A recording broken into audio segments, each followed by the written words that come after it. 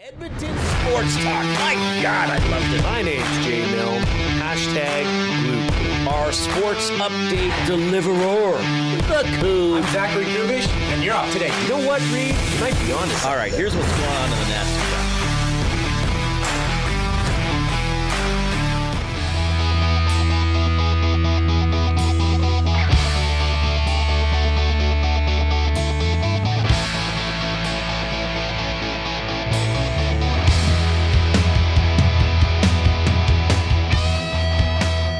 Oh my goodness, we are out of the cage once again. We are live at the ranch, the 30th annual Capital Care Foundation Charity Golf Classic. Actually, they're having the meal right now. Our leader and CEO, Dustin Nielsen, played in the tournament. Oh, that's me. After hosting his morning show from here, the Nielsen Show, 6 to 9 a.m. every weekday here on Edmonton Sports Talk. You also get that on 95.7 Cruise FM. Always great to be here at the ranch. We're going to be here again. When's our tournament? Wednesday, July 8th? Does that sound right? Yeah. For our EST Golf Classic. So, awesome spot. I'm sure many of you have played at the ranch. If you have not, for some reason, and enjoy a round of golf frequently or infrequently, I would suggest getting out here. It looks like it's in great shape. This is a beautiful day. Is this one of the best days we've had so far in 2026? I mean, it has not been a remarkable spring/summer weather-wise. I like the weather today. Like, it's warm, but it's not like blazing hot. You know, there's some cloud cover here to sort of mute the heat a little bit. You're really fascinated by who's ever putting there. I am. I could watch people putt all day. I could do the show facing this way. They're just practicing. I know, but are you trying to get pointers or just great putt? He's like, who is that guy? He's like, who is that guy? Who's that jackass up there? Hope everybody had a great weekend. We have a lot to talk about today. So the Carolina Hurricanes won the Stanley Cup. We're going to have a longtime friend of Jordan Martinook on the show at about 4 o'clock. Of course, Martinook from Leduc was back coaching in Leduc during COVID, by the way. He was helping out this gentleman's team. So we're going to talk to Ryan Rechner at about 4 o'clock. Marc Majeau will indeed be on the show. It's a must. Local Knicks supporter. So I told you I met Mark for that movie on Thursday. Yes. And he showed up like Knicks hat, Knicks hoodie, I assume Knicks gaunch. I didn't check. But, he was totally nicked up. That's not the same as being injured in this case. Right. Nicked up means you support the Knicks. So they wanted yet another comeback on, when was that one? Saturday night. I mean, like, how much of that, I mean, two sides to it, right? How much was the Knicks winning it? How much was the Spurs losing it? Well, here's the thing. I heard somebody say that this was one of the biggest choke jobs in NBA history, courtesy of Victor Wembanyama. Victor Wembanyama has not been this far. This is the first time he's been that far in his NBA career. Right. Did he have some plays that you'd look back on and say, like he bounced it off the back of Stephon Castle the prior game. He's missed free throws down the stretch. But that's part of it, right? That's called experience. So I think the Knicks won, Reid. The Knicks won this more than the Spurs lost it. I think the Spurs just showed their vulnerability as, their leader in one of the younger players in the league, of superstar surely. Yeah. But it just wasn't their time this year. It was remarkable, though, the repeated comebacks. And watching that game Saturday night, because the Knicks were up. There was a point they were up 10. I think the Spurs got it down to 8 or 7 or 8, and then the Knicks went up 10 again. I was like, well, maybe they'll be okay. And then the Knicks got it down to 6, and I was like, it's over. Yeah. Like, that's the crazy thing. Yeah. It wasn't like, oh, there'll be a counterpunch. San Jose just lost the ability to counterpunch. I mean, I was texting with Paul Sir, because he made some great points about how poorly they were executing on offense with the lead. And I said, Paul, like, I don't know the X's and O's like you do, but I have no idea what the Spurs are trying to do on offense. And he's like, yeah, just disorganized, discombobulated, deer in the headlights. And that was the crazy. Like, if the Spurs weren't taking a 3-pointer 4 seconds into the shot clock, they didn't know what to do. Right. But they were missing those 3-pointers. So then if they had to actually set up an offense, I think part of that is coaching. It's Sure. the coach's job to reel that in. But the players didn't handle it.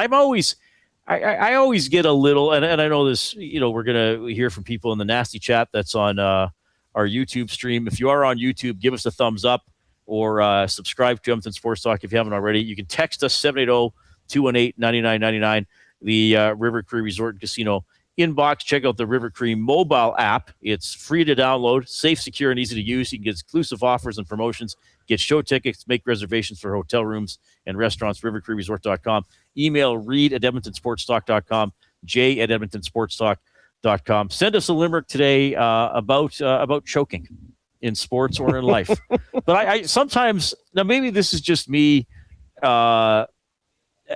because, I work as a talk show host, but sometimes I feel as if people really like to throw the word choking around. Like, even it's like, well, the Oilers choked in the Stanley Cup final. Well, not really. Like, there's a difference between losing and choking. Mm-hmm. Did the Spurs choke? Kinda. I mean, they had leads they couldn't hold. But to me, like, choke, it's almost like a swear word. Right. Like, you got to be careful when you say it. You better really mean it. Well, I think you better have context to it. Yeah. Whereas in this case, you have to look at both sides, both teams. The New York Knicks, that's in their blood. I mean, what player in the NBA describes their city more than Jalen Brunson does in playing for the New York? Yeah, he's an incredible player. Like, he is New York, right? Gritty, tough, sandpaper. Yeah. Like, he was dialed in. And at the same time, when you're saying San Antonio had no offense, well, the New York Knicks did have an offense, and it was called Jalen Brunson. Yeah, he's incredible. And he just took over. And when that happens, the defense starts to have to, like, they defended Jalen Brunson in the first half. They were double teaming him. They weren't allowing him. Yeah. The open access, well, open for him, still incredible drives. And then they went away from it in the second half. So I didn't understand that. Yeah. How you want to, like, I think he had I forget, but they were limiting him. I think he had 11 in the first quarter, 11 in the second quarter, and then he just started going off in the second half. Yeah. But congratulations to the Knicks. I guess they probably don't care that I'm congratulating them. Well, they are. Congratulations to Majeau. Yeah, Brunson's listening right now. Yeah. These boys in Edmonton better congratulate them. and it was cool to see Jalen Brunson and his dad, who was the coach with the Knicks. And it's funny, my wife was showing me some, I guess it was like a little video montage that was put together of how his dad trained Jalen Brunson growing up. Right. And like, you want to talk about, oh no, let's, I don't want to be hard on my kid, or right. I just want them to enjoy the game. Just love the game. And then you'll get, no, like, he was hard on Jalen Brunson in a coaching way. Right. Like, just because you're being hard on somebody doesn't mean you're being negative. You're just saying, hey, this is how it's going to be. Right. So you better get used to it now. Because then when you get to this level, it's nothing for you. Yeah. Where it looks like supernatural, you're just doing things that you've trained for your whole life, hard and aggressive. Well, and we've been having this discussion about the potential head coach of the Edmonton Oilers, because we've gotten messages like, oh, you guys don't want a coach that has standards. It's like, no. There's differences. There's standards between, but, and I also think, now I don't have kids, obviously. You do, and you coach, and you yourself played at a pretty high level. I also think even if you have a kid, this is just my theory, even at a kid at a younger age, you probably already have an idea of how high they can go. Yes, you do. So are you pushing your 11-year-old who's maybe going to be a rec league player for all of his or her life to really toughen up? Like, I feel like kids will show themselves to you really at an early age. Right. Because you have the kid that wants to do it. Well, that's a good point. And it has the desire and it is coachable. I mean, coachability, it's not for every kid. Because trust me, I see a lot of them. Right. Okay. So it's my job as a coach to show you that coachability helps. Right. And it's not negative. It doesn't have to be, oh, you screwed up, you did it. No, it's reinforcement and saying, okay, prove to me that you can say, hey, little Timmy, you know that guy that ran past you? Yes. And then the quarterback threw him the ball and he ran for a touchdown? That's your guy. Right. Did you know that? Yeah. Okay, little Timmy. Why didn't you cover that guy? Would you sooner not allow that play? I don't know. Like, okay. Then challenge accepted. Okay. Next time, can you cover that guy, little Timmy? Okay. Yeah. Okay, good. And then when Timmy covers him and knocks the ball down, I lose my mind on the sideline praising little Timmy because he took that challenge and he was coached. But some little Timmys also might say, I was so happy for that kid that he got a touchdown. Yes. And you as a coach would realize, like, okay. And those are the kids that you sort them out pretty quick. But there's no sense like yelling at a kid like that. No. Just be like, well, okay, go he's pick on my some team dad. this year. Eventually he'll stop playing football, and that's fine. And that gets sorted out. But there are kids that want it, right? There are, and that's why at a young age, it's important to instill that. If you want your and trust me, I'm not saying this to say that, you want to coach your kid to become a professional athlete. That's under 0.001% of children that do that. This is not about that. This is about life. Because in life, you're going to have challenges. You're going to have, obstacles that are in the way. Are you going to overcome those? Are you going to learn from others that are around you that want to give you advice? That's how you'll succeed. So that's where the great connection is with sports. And it was really cool to see that with Jalen Brunson and his dad. Because, it was not, it was fatherly love. Yeah. But you can see that.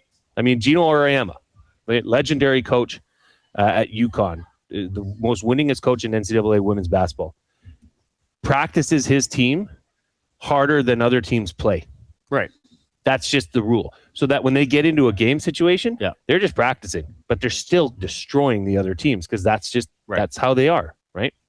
Lots to talk about today. World Cup going on. Some interesting results over the weekend. I wrote, I have another goal here by the EST team. Oh, is this, what are we going to call British this guy? Commentator? Yeah.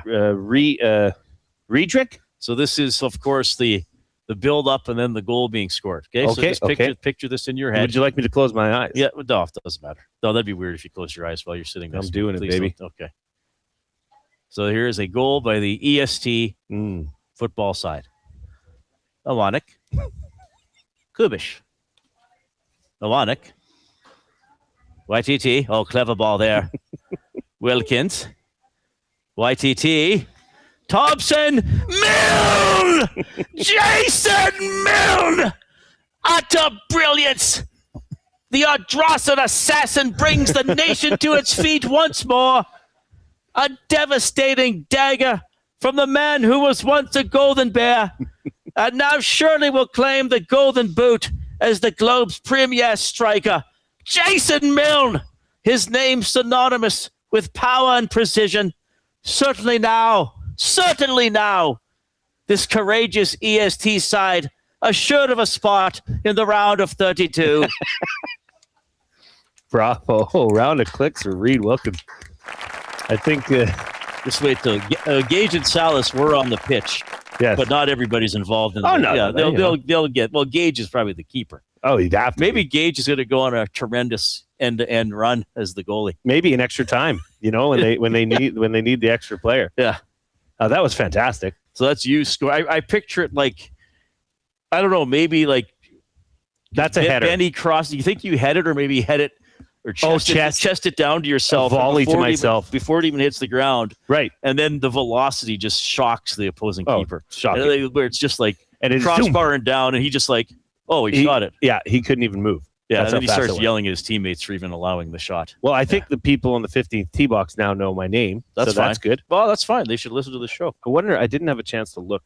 I wonder what the people on the putting green are thinking or were thinking. They're thinking that we're doing a radio show and I like to perform. They're just going to have to deal with it, aren't they? Caster 1990 said, who passed to Milne? I heard Thompson. It was Thompson on the assist. Yeah, there's the sequence. Awanek, Kubish, Awanek, YTT. Clever ball there. Clever ball. So YTT probably a little back heel to me. I get back to YTT, and then probably he hits Benny running up the wing in stride. Because I feel like this YTT clever ball, like maybe we're around midfield, but it looks like YTT is checked. Right. And then he flicks it to me, runs into the open, I give it right back to him. Then he sends a longer ball to Benny down the sideline, and then Benny launches it into the middle. And it's one of those where you like shield the defender, chest it, and then just pivot and just fire it. And the keeper's just like, I didn't even know that was going to happen. I like that. And Thompson with no P. Yeah, that's how he spells it, right? Correct. Yeah. Yes. Utter brilliance. You're the Ardrossan assassin. I like the Ardrossan assassin. That's your name. Can we do this every day? We might, or most days during the World Cup. Yeah, we're going to score a lot of goals. Good. We got a very high-scoring team. We got a potent offense. Maybe there'll be a penalty kick at one point. Les Sweet says Milne unleashed what he had in his pocket to surprise Chet. That's right. Yeah, there could be a penalty kick. And now striding to the spot, Salas. Never once thwarted. You should always make Hernan smoking. The smoking Hernan Salas. And that's a dart in more ways than one. All right, let's do, speaking of Chet Palmer, the afternoon headlines presented by 100.3 The Bear, Edmonton's best rock. Stream them on iHeart today. This is Chet Palmer with your sports report. Brunson Burner and the Big Apple Gang won the Hoopsie Doopsie. This is the most exciting thing for New York since old Blue Eyes sang at Carnegie Hall. Lots of World Cup to watch. You know, I like soccer because the rules are so simple. Hey, Jason Milne, is that a handball in your pocket or are you just happy to see me? Now, the hockey season finally ended. Too bad I missed half the summer. The only ice I usually like in June is in my old-fashioned. Hey, Bettman, you're on the rocks. I'm Chet Palmer. Whoa. Chet came out flying here. Brunson Burner. That's amazing. You like that one? Is a Brunson Burner like a hot plate? Yeah, the Bunsen burner's like used in labs and stuff, doesn't it? Oh, Bunsen burner. Bunsen burner. Bunsen burner is what it is, right? Yeah, and that's used in science labs. Yeah, to heat up your concoctions. I might have used that on Friday.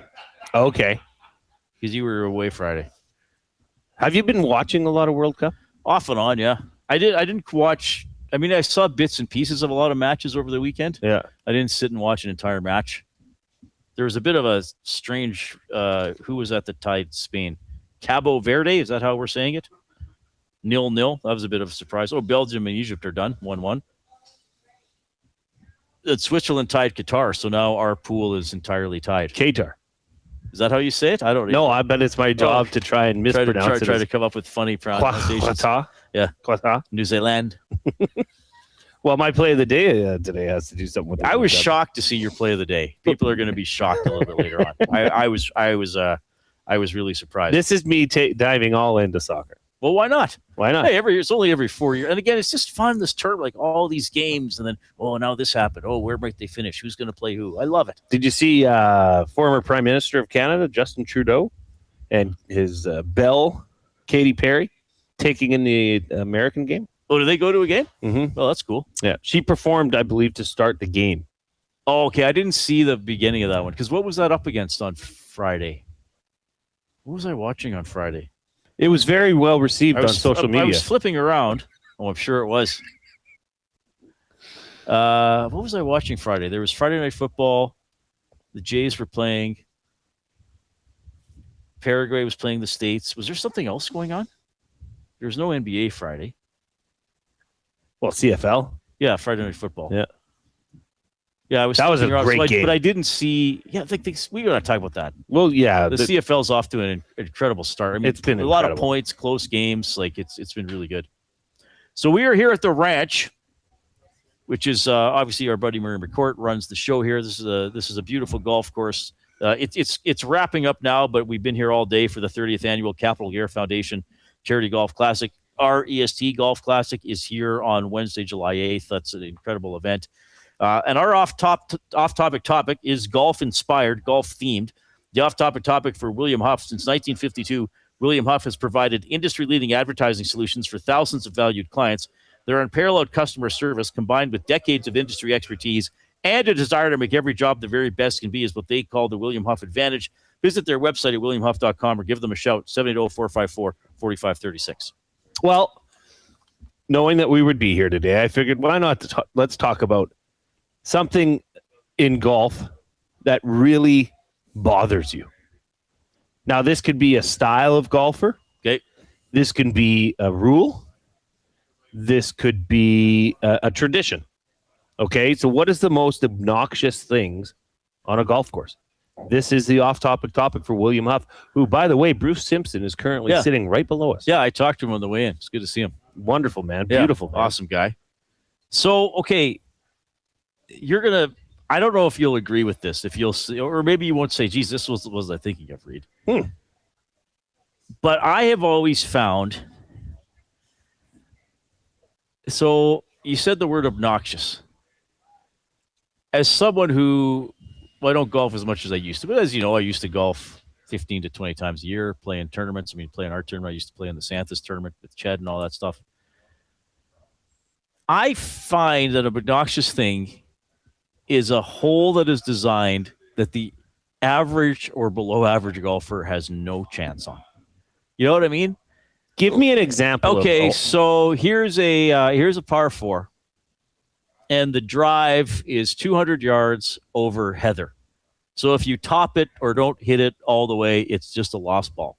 Heather's a big person. Yes. But you know what I mean? You got to drive over like rough, basically, right. Where if you don't hit a good shot or you hit a worm burner, it's a lost ball. Right. Like, hey, if I hit an 80-yard worm burner, I at least want to be able to find my ball if I hit it straight. You know, like whole design where it's like, or even course design where it's like the average golfer cannot enjoy this, even from the forward tees. Like it's so obnoxious. Like every tee shot is some demanding shot or like an impossible carry over water. Hey, there he is. Something like that. Thank you, Bruce. It's your segment. Nielsen's team just they won? Okay. Uh-huh. Oh, amazing. Nielsen's team won, hey? Thank you.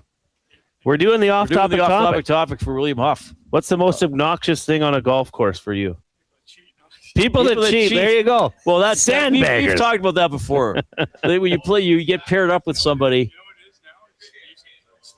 Music. Oh, okay, everybody has their Bluetooth. That's one that That's one that I thought would be. If it's too loud, up. if it's okay, so that just the person can hear it.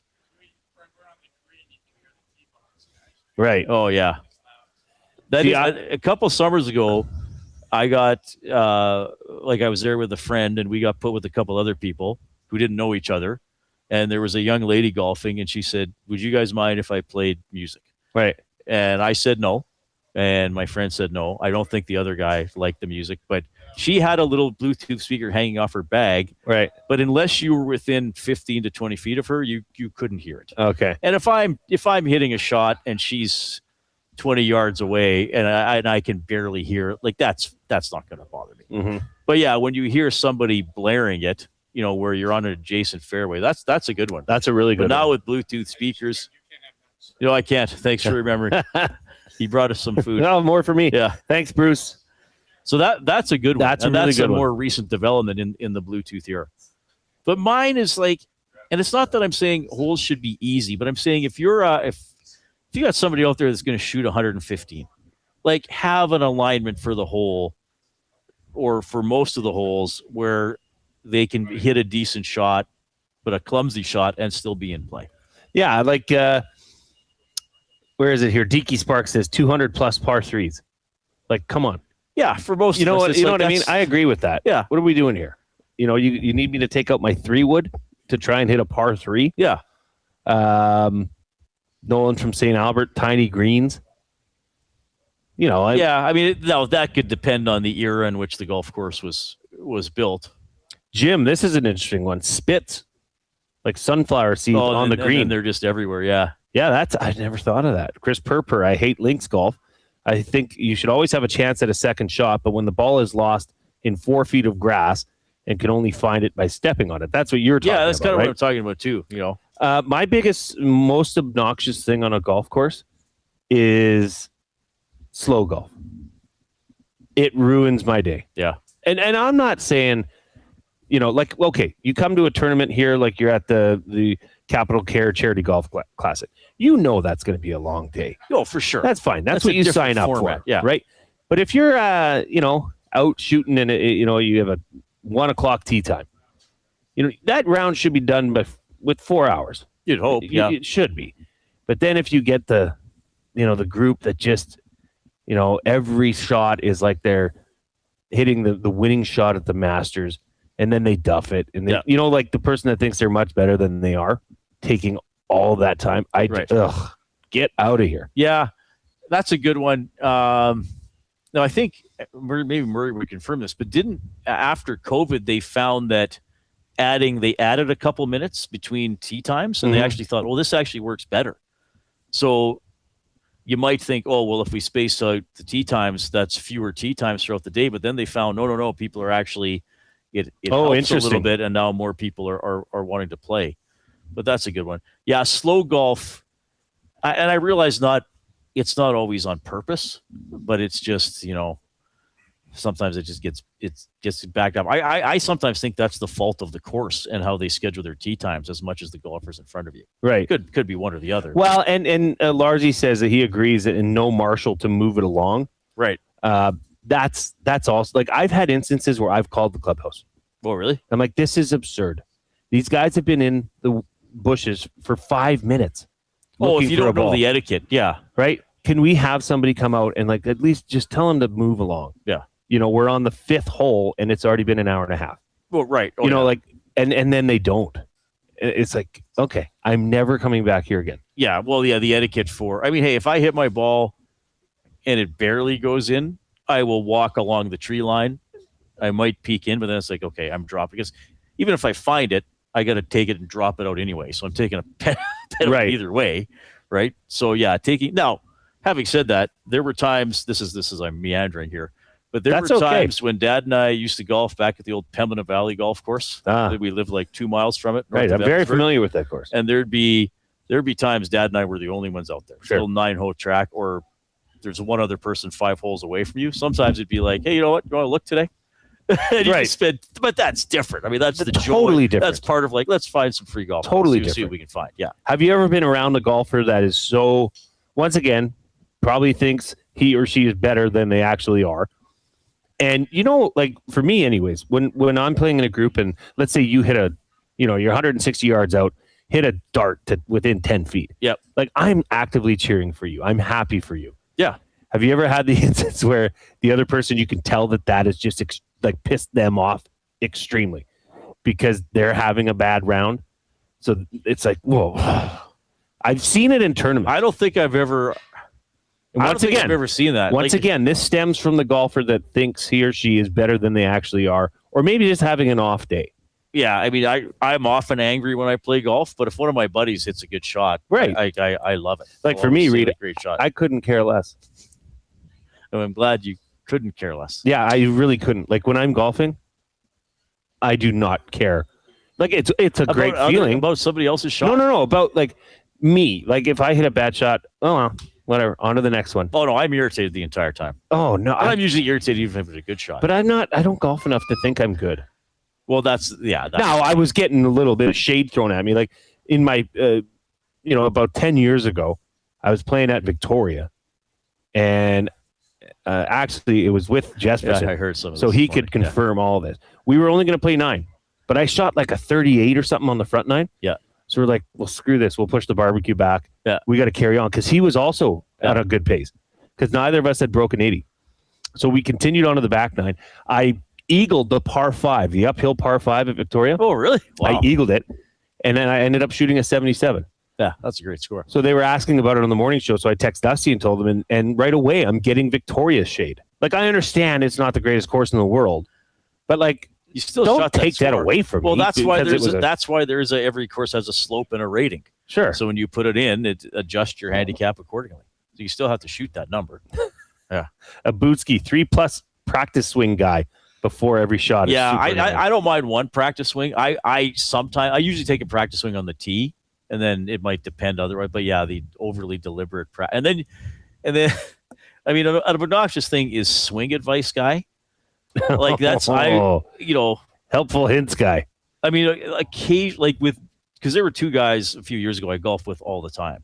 So occasionally, there was one day, like, one guy kept missing the fairway, and then I was standing behind him, and he's like, God, I said, I think you were aiming that way. And that was different. Mm-hmm. Where he was like, where were my feet on that one? I said, well, I think you were actually aiming right. You hit it straight. So that's different.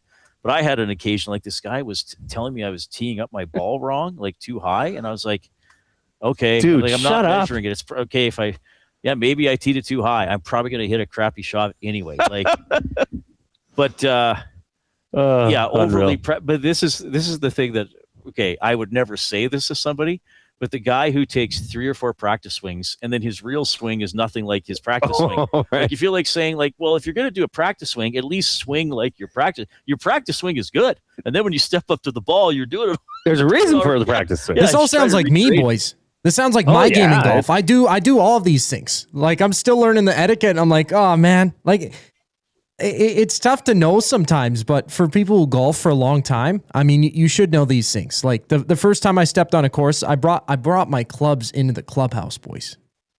Like I didn't leave them outside. Well, like there's certain things I just had no clue what to do. You got to get them approved. Yeah. Yeah, I know. Everything's got to be like, there's certain steps like that. I'm the 3 swing practice guy, and I go up and I go hit it. And I'm like, why didn't I just do what I did in the practice the 3 times You'd before? probably be the worst person ever to golf behind. Oh, I know. You guys are explaining this. I'm like, for that matter. oh, Yeah. for sure. Yeah. Oh, you want me to call up my buddy? I can have him tell you right now.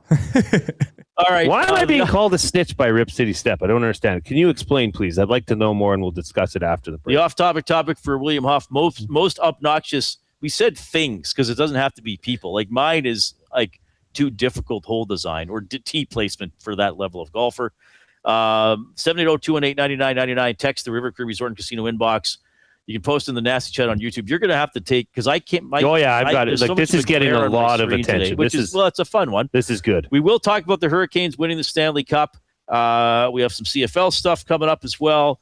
A little bit more on the Knicks as Marc Majeau, big Knicks fan, celebrating all weekend long as they win their first title since 1973. I don't think Majeau was born when they won that title. No, he would not be. So all coming up. Let's go back. And we're live at the ranch. This is great. Here's the Coob with the sports update.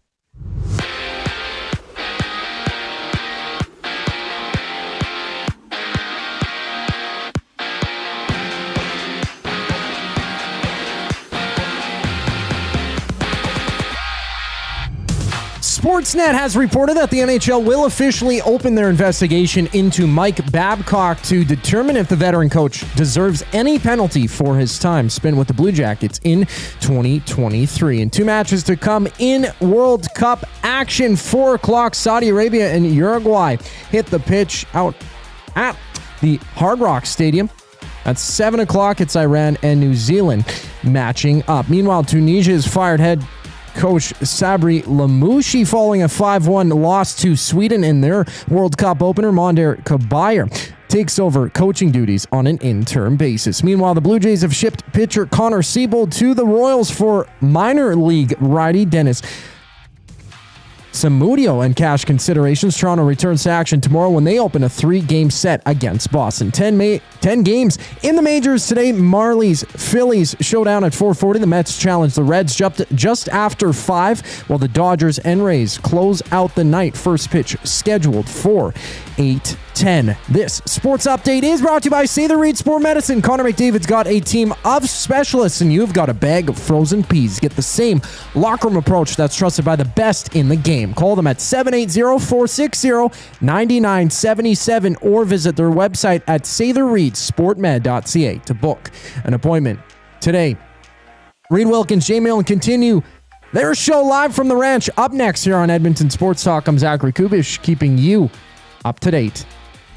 2 guys and a goalie. Darnell Nurse asks for a trade, agrees it's time for a fresh start. Written by Friedman and Speck. This is what we were hearing this morning, that it's reached the point where it's getting more formal. So now sources saying Nurse has given a list of 3 to 5 teams he would consider. He has the right to limit the number of legit destinations. 2 guys and a goalie, presented by GS Construction. Tuesday and Thursday afternoons at noon, only on Edmonton Sports Talk. Your clear choice for Edmonton sports. We have what you're looking for. GD Liquidators is Edmonton's one-stop shop for new and used warehouse, office, and industrial items since 1987. You'll find what you want when you want it. Give us a call, visit us in-store, or check out the monthly auctions at gdliquidators.com. 100% Canadian-owned and operated. We have what you are looking for. GD Liquidators. Celebrating the 40th anniversary of its groundbreaking release, Strange Animal. River Cree Resort and Casino and K97 proudly present a very special evening with Gowan, live, playing his chart-topping classics from this iconic 80s album and more. Gowan's Strange Animal 40th Anniversary Tour, July 2nd in the venue. Tickets at rivercreeresort.com. River Cree Resort and Casino. Excitement. Bet on it. GCL Diesel has been serving oil country since 1972. From diesel cars to SUVs to pickups. From farm tractors to school buses to a big rig. From diesel generators to forklifts, GCL can test, troubleshoot, and repair all diesel fuel system components. Whether it's injectors, pumps, turbos, filters, or additive, GCL has the parts you need to keep your diesel running the way it should. For genuine diesel parts at wholesale prices, visit GCL Diesel in the West End or online at GCLDiesel.com. GCL Diesel. Diesel understood. The Canadian Brewhouse has a happy hour for any scenario. You finished work early? Happy hour. You finished work because you accidentally hit reply all to the entire company? Big happy hour. Your boss said great job? Happy hour. Your boss said per my last email. Ugh, emergency happy hour. You finally closed the big deal. Happy hour. With a huge selection of ice cold drinks and great food, the Canadian Brewhouse has a happy hour for whatever just happened at work. The Canadian Brewhouse. Your day just got happier. When you bet with Play Alberta, you give back to Alberta. That's because it's the only app in the province that puts all revenue directly back into supporting programs and services that Albertans rely on every day. So next time you place a wager on your favorite team, know that you're also making a difference across the province through Alberta's General Revenue Fund. Visit playalberta.ca/EST to learn more. That's playalberta.ca/EST. Must be 18 plus. If you gamble, use your game sense.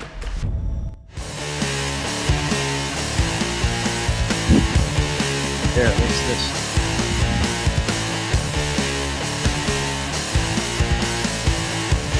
All right. Jason Milne extremely frustrated with me right now. I'm not frustrated with you. I feel for you, brother. I've become that older person that doesn't know how to work his computer. So I have to have my computer in dark mode. So it helps me see. But now that we're outside with a glare, dark mode is not good. I don't know how to shut off dark mode. This is incredible. I need light mode. I'm no longer the dark knight. I need to be the light knight. Or I need a night light. Night light. I don't know how to do it. Do you want me to get in there, bud? What does the brightness do? Well, maybe does that help? Oh, that's better. Oh, yeah. Oh, that's way better. But There I you still go. got to be sitting forward here because I still need a bit of shadow on the screen. Give us a thumbs up on YouTube if you haven't already. Well, we're like all out of the shot if you're watching us on YouTube. Sorry. We are here. We're here at the ranch. The 30th Annual Capital Care Foundation Charity Golf Classic. They're wrapping up with their banquet. Great day here. We are going to be here on July 8th for the EST Golf Classic. Is this the fourth one already? Is this the fourth EST or third? No, this will be the fourth. No, it'll be the third. Third. It'll be the third. Right? Because they came on air. What? Oh, right. Yeah. It's going to be And- the fourth Nasty Bash because they had a Nasty Bash, and that's when they announced. Well, the EST. Nasty Bash, yes, that was already announced before So that TSN was in the summer of 1260 was 23. shut down. So the first Golf Classic was the summer of 24. Correct. And then, right. Okay. So it's going to be the third one. I've attended all three of. I'll have attended all three of them. You? No. No. I remember You had obligations first that one- day.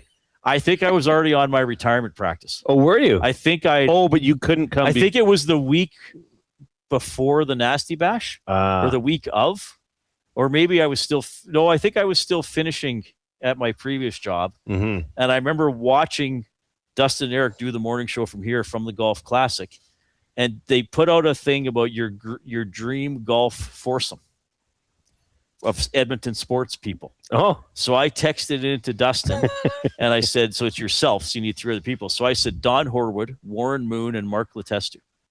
And Dustin read the text and he's like, that's from an anonymous person, but I'll just say, see you soon, buddy. See you soon. Oh, snap. A little Yeah. behind the scenes, really. Yeah. Yeah, is it really behind the scenes? Probably no one's interested. Oh, So, yeah. So I didn't play in that one, but I played in last year's. So that was the second. So this is the third EST Golf Classic. And then later in July, we have our fourth Nasty Bash. Right. Because the second nasty bash was when I wore the head. It almost suffocated. Imagine you're taking the head off. It's like, oh, Reid is deceased. Well, he briefly had the job. He said he wanted to join EST. He really did. All right. Portions of this hour presented by the Edmonton Elks. And the Edmonton Elks have their home opener Saturday at 2 p.m. against Montreal. The Owls 2-0. The Elks 1-0. Go to goelks.com/tickets. Not only can you get tickets for that game, other games upcoming this season, and information about there on that website as well about seats, premium tickets, group tickets, ticket packs, special offers, birthday packages, stuff like that. So goelks.com/tickets. And I can also tell you in terms of the EST coverage, we have our Green and Gold Commonwealth Stadium Green and Gold kickoff show. Yeah. With you and Matthew Wannock, 1 o'clock Saturday. Yes. And you're going to be in Commonwealth Stadium in the Rec Center. We're going to be in the Commonwealth Rec Center. Zachary Kubish and YouTube Trev will be holding things down at the EST tailgate spot. So check them out there as well. Right. Yeah. We'll have, you'll be there. Well, I'm going to the game. Yeah. So there'll be 5 ESTers there. Fantastic. Maybe more. Who knows? Yeah. I don't think Gage is slinging glizzies this year. This will be interesting. Montreal is very good.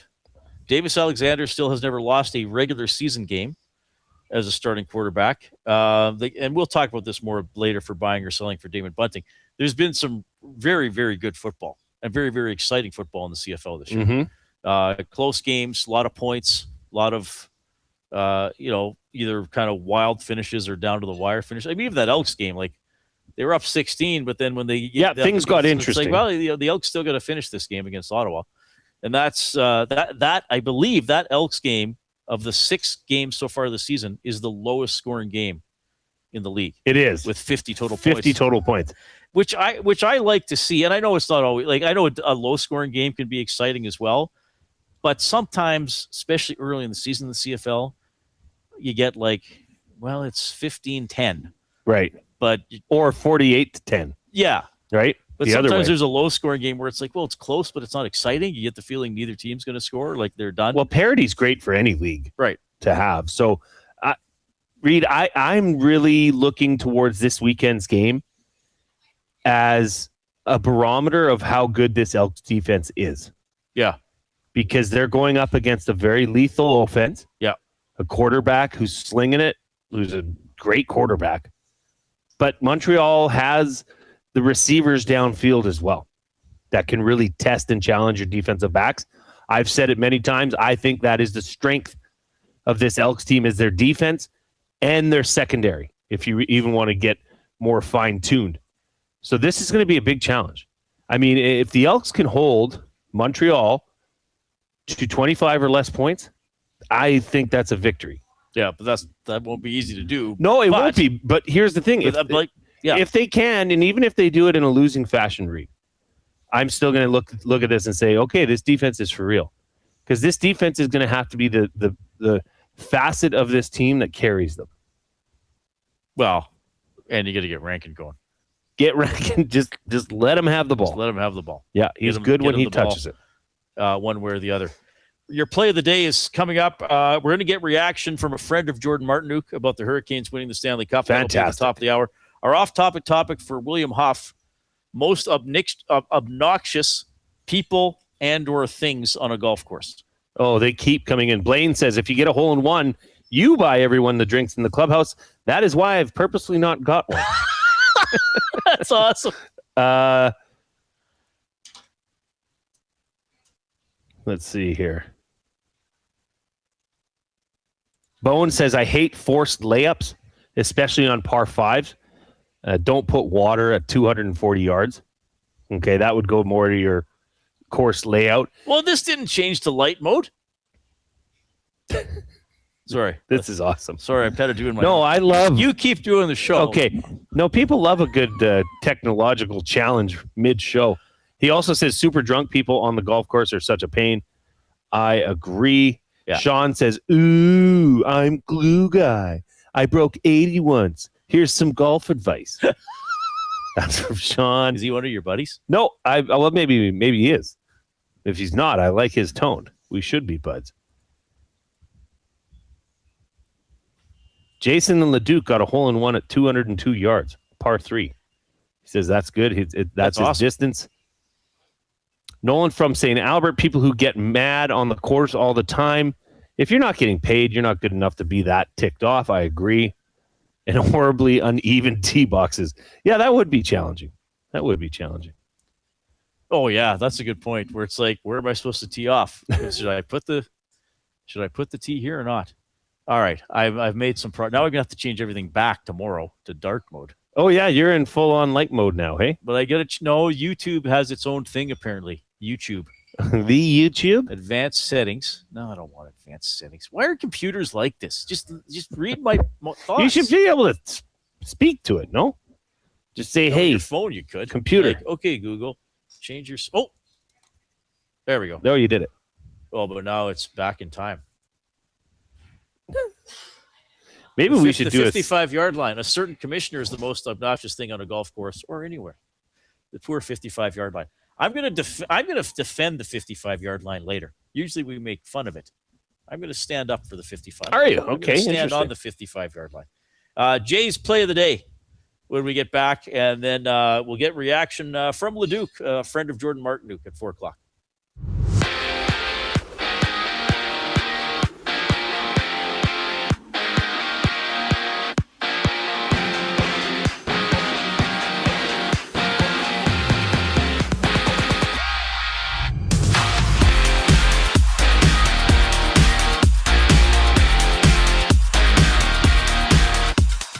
Sportsnet has reported that the NHL will officially open their investigation into Mike Babcock to determine if the veteran coach deserves any penalty for his time with the Blue Jackets in 2023. Group stage action at the World Cup. Uruguay and Saudi Arabia hit the pitch 4:00 down in Miami, while out west, Iran and New Zealand match up at 7. Elsewhere, Tunisia has fired coach Shabri Lamouchi following a 5-1 loss to Sweden in their World Cup opener. Monder Kabayer takes over head coaching duties on an interim basis. And the Blue Jays, they've shipped pitcher Connor Siebold to the Royals for minor league righty Dennis Shamudio in cash considerations. Toronto returns to action tomorrow, opening a 3-game series against Boston. 10 games in the majors today. Marlins Phillies showdown at 4:40. The Mets challenge the Reds just after 5, with the Dodgers and Rays closing things out with first pitch scheduled for 8:10. This sports update is brought to you by Windsor Plywood Leduc, locally owned and operated, serving Leduc and surrounding areas since '93. They have doors, flooring, baseboards, and of course they have plywood. Go see the knowledgeable staff today at Windsor Plywood Leduc. Jay's play of the day up next here on the Reid Wilkins Show. I'm Zachary Kubish, keeping you in the loop. The Oil Stream. Darnell Nurse, I could see in the most Oilers fashion. I would almost guarantee this. I think he will get traded at some point. I think the writing's on the wall, and I think he's starting to see that. I think he's a smart man, but I could just see wherever he goes, he would just flourish. He would just be so good. Like, the pressure's gone, clean slate. I think he could have a career year. The Oil Stream, presented by Boston Pizza. Monday, Wednesday, and Friday afternoons at noon. Only on Edmonton Sports Talk. Your clear choice for Edmonton sports. Hi, I'm Alistair Johnston with Canada Soccer. My dad's the biggest influence in my life. He was the one that passed down the passion for soccer to me. He is the biggest influence in my career. To all inspiring dads, happy Father's Day. Sentinel Storage, official storage partner of Canada Soccer. At Firehouse Subs, our subs are freshly toasted, stacked high, and crafted to satisfy. Each sub is piled high with premium meats, melty cheese, and toasted to perfection. Firehouse Subs brings bold flavor to every bite, all served on a freshly toasted roll. But we're not just feeding Edmonton, we're fueling it. Dig into the brisket hat trick, piled with slow-smoked brisket and melty cheese. Or go to the Firehouse Subs fan favorite, the Hook and Ladder. Made to order with smoked turkey, honey ham, and Monterey Jack cheese on a perfectly toasted roll. With 15 Firehouse Sub locations across Edmonton and the greater area, it's easy to grab a hot and hearty sub close to home. Firehouse Subs. Hot, hearty, made to satisfy. Celebrating the 40th anniversary of its groundbreaking release, Strange Animal. River Cree Resort and Casino and K97 proudly present a very special evening with Gowan, live playing his chart-topping classics from this iconic 80s album and more. Gowan's Strange Animal 40th Anniversary Tour, July 2nd, in the venue. Tickets at rivercreeresort.com. River Cree Resort and Casino. Excitement, bet on it. Goodwill is one shopper, finding something I never knew I needed. A jacket, a deal, one donor. Letting go of something so someone else can move forward. One program participant. Learning. Trying. Building skills. Building confidence. Building a future. One purchase. One donation. One job. One choice. Goodwill is the power of one. The power of one. The power of one. The power of one. Goodwill Industries of Alberta. It all starts with one. Somewhere, someone is sitting on a patio that is literally part of the parking lot. They're hot, uncomfortable, and bored. Do not be that person. The Canadian Brewhouse has a rooftop, real turf, misters, fire tables, patio games, big screens, and zero reason to be bored. This summer, your standards are higher than a parking lot, and you know it. The Canadian Brewhouse, Canada's best patios.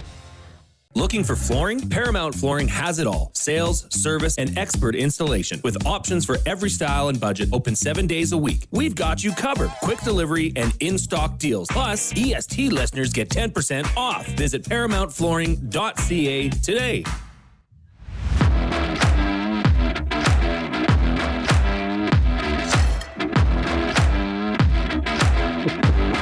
That's from the day? Yeah. Who is that? Mike? Oh, we're back. We're back. Thanks a lot for joining us this afternoon. Oh, my goodness. What a wonderful day here at the Ranch Golf and Country Club. He's Jason Milne. I'm Reid Wilkins, 3 to 6 every weekday on EST. We are in the mobile version of the Canadian Brewhouse studio. Of course, the Canadian Brewhouse wing flavor of the month is Maui pineapple, flame-grilled wings tossed in a sweet and tropical Maui pineapple sauce. Now, I got to remind you, today's June 15th. The month is half over, okay? So if you have not yet tried the Maui pineapple wing flavor of the month at the Brewhouse, don't fritter away your opportunity. Don't delay. Like June 1st rolls around, you hear, oh, Reid and Jay are talking about it. Oh, great, I got the entire month. Now, if you haven't tried them, guess what? You got half a month. You've already pissed away half a month not eating the wings. So get out and do it. Don't be like, oh, I still got 2 weeks. No, you've just wasted 2 weeks not having them. You got to go. Don't waste. Go watch a World Cup match. 4 o'clock Thursday, Canada and Equator. So that's the thing with Qatar is I've heard Qatar. Yeah, I know. I've heard Qatar. I've always said Qatar. Heard Qatar. What are they saying on TSN? What's Luke Wildman saying? TBD, Brock. What's Shinetti saying? That's what I'll say. Okay. That's probably the best way to do it. Yeah. But there are some... How are they saying Turkey? Well, now apparently Turkey is Turkey yay. Turkey yay, okay. And see, Turkey yay. Why is it called Turkey yay now? To better represent the nation's culture, heritage, and identity, the Turkish government also wanted to distance the country from the English word turkey, as in the bird. Right. So maybe that's how in Turkey they always said it. Possibly. And in North America we said it, or in English we said it turkey, which isn't actually correct. We're just catching up. Right. Anyway, we got Fire the Jingle, Coop. It's Jay. It's play. He's Jay. It's today. It's Jay's play of the day. It's Jay's play of the day. Jay's play of the day. Presented by Play Alberta. When you bet with Play Alberta, you give back to Alberta. That's because it's the only app in the province that puts all revenue directly back into supporting programs and services that Albertans rely on every day. So next time you place a wager on your favorite team, know that you're also making a difference across the province through Alberta's General Revenue Fund. Visit playalberta.ca/EST to learn more. That's playalberta.ca/EST. You have to be 18 and older to play, and if you gamble, use your game sense. Okay, well, this is, like I said, this is a soccer play, a footy play. You know, I always say life's too short to bet the unders. Yeah. Not in soccer, Reid. Not in soccer. In 9 of the last 11 games, Iran has been involved with, they've scored 1 goal. Oh, wow. Exactly 1. Yeah, New Zealand has a very cautious style of play. I didn't know any of this till about 4 hours ago. So I was looking at, how do I make a play? So I was looking into both these teams. And None of them score goals, and one of the teams plays a very cautious style. You know, the kind of soccer that would drive you nuts. Right. Wilkins. Just back. Iwanek. Yeah, but the voice never escalates. Wilkins. Iwanek. Kubish. Wilkins. That kind of game. Like the Simpsons episode. Yeah. And the center back passes to the fullback. So, yeah, like this is a great chance to bet the under. So I'm going Iran versus New Zealand under 1.5 goals.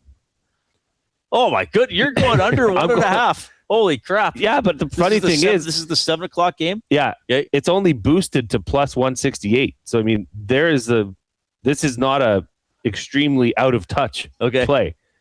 So that's Jay's play of the day. I'm just trying to get it up here because I don't know, maybe because we're on the Ranch's Wi-Fi, it won't allow me on the Play Alberta site. Oh, weird. Jay's play of the day: Iran versus New Zealand. Is it Iran or Iran? Like, how do you say it? I say, I don't even know now. Iran? Iran? That might be wrong. Iran. Okay. Iran versus New Zealand under 1.5 goals. That's boosted to plus 168. Head on over to playalberta.ca. Click on sports, click on EST specials. You'll see all that there. As well, for more details, go and visit playalberta.ca/EST. And Reid and Coob, always remember to use your game sense. It's Jay, it's play, he's Jay, it's today. It's Jay's play of the day.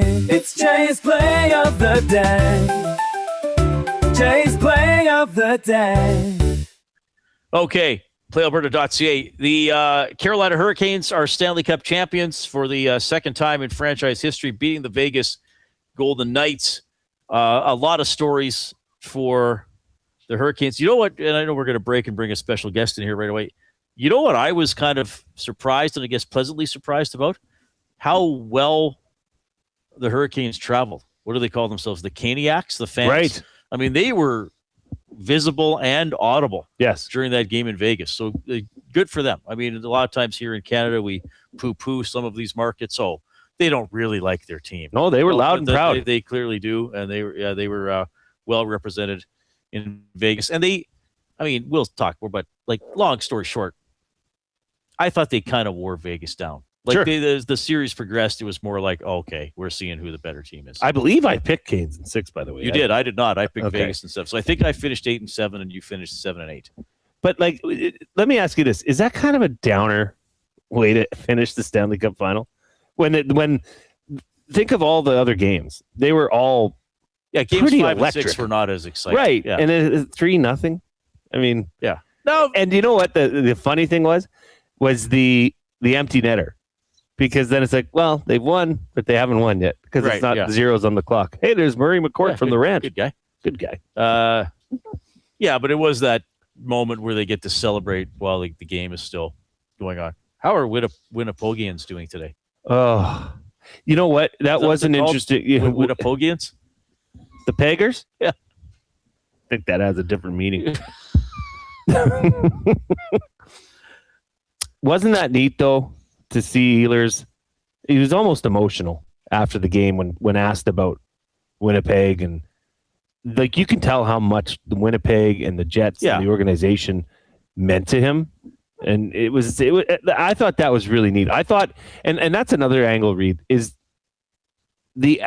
after the team wins and all the interviews and the reaction, like, sign me up. I could watch that stuff 24 hours a day. All right, we're going to get reaction from Ryan Rechner. He's a friend of Jordan Martinook, the Leduc boy, who won the Stanley Cup with the Hurricanes. Here's the 4 o'clock break. When you bet with Play Alberta, you give back to Alberta. That's because it's the only app in the province that puts all revenue directly back into supporting programs and services that Albertans rely on every day. So next time you place a wager on your favorite team, know that you're also making a difference across the province through Alberta's General Revenue Fund. Visit playalberta.ca/EST to learn more. That's playalberta.ca/EST. Must be 18 plus. If you gamble, use your game sense. You've always known GCL Diesel as the experts in diesel fuel systems, but did you know that GCL is also your source for turbochargers and turbo repair? As a turbo supplier for Garrett, Borg Warner, and Holset, GCL can provide genuine original equipment turbos at wholesale prices. Whether it's diesel, gas, natural gas, or performance, we can provide you with the turbo or custom repair you require. Turbo questions? We've got turbo answers. Visit us in the West End or online at gcldiesel.com. GCL Diesel, turbochargers, understood. Looking for a delicious meal without the hassle? Head to Pasta Pantry in Sherwood Park, your home of the game day meal. From handcrafted fresh pasta with rich homemade sauces to ready-to-heat family meals, Pasta Pantry brings authentic Italian flavor straight to your table. For over 30 years, Pasta Pantry has served hot, delicious comfort food made right in our kitchen. We do it fast so you can slow down. Visit Pasta Pantry in Sherwood Park today and taste the difference fresh makes. Pasta Pantry, real food, real fast, real good. Worksite ready, Western tough. Lamley's Workwear is calling all tradespeople, oil and gas crews, construction workers, farmers, and hard-working Canadians. Built for the job with quality craftsmanship, job site protection, and cowboy-worthy durability. Trusted brands like Ariat Work and Wrangler Rigs, designed for performance and all-day comfort on the toughest sites. No matter the season, Lamley's has the workwear you need. Shop the full range now at lamleys.com/work. LAMMLES. Time for a new career in 2026? Or maybe your kid is still pondering their path. Good news! Weiss Johnson is hiring. It's Dennis, and not only are we hiring for heating and air conditioning, we're also looking for experienced plumbers and gas fitters. With the growth in residential development, there's no shortage of opportunities at Weiss Johnson. Choose your path with us. Learn from one of the industry leaders, and we will grow together. Receive great benefits and school reimbursement as well. Visit weiss-johnson.com today. There's one game that kicks off summer. Elks football is back, and the best way to experience the home opener is being there when it happens. For every catch, every tackle, every touchdown, hear the roar of the crowd that's been waiting for this moment. Elks, Alouettes at Play Alberta Field at Commonwealth Stadium, June 20th. Presented by James H. Brown, Alberta Injury Lawyers. Lock in your tickets for the home opener now before they're gone at goelks.com/tickets. Edmonton Elks, our city, our year. You've heard the name, but what does it mean? For over 66 years, William Huff Advertising has supplied signage from screen printing to digital to LED with design, production, and install in-house. It's a one-stop shop for all your signage needs. Edmonton owned and operated, William Huff has been trusted by the biggest companies and teams in the City of Champions and many others across the country to do the job. If you're looking for a way to get the word out about your company or event, they are the answer. Go to www.williamhuff.com. Their results speak for themselves.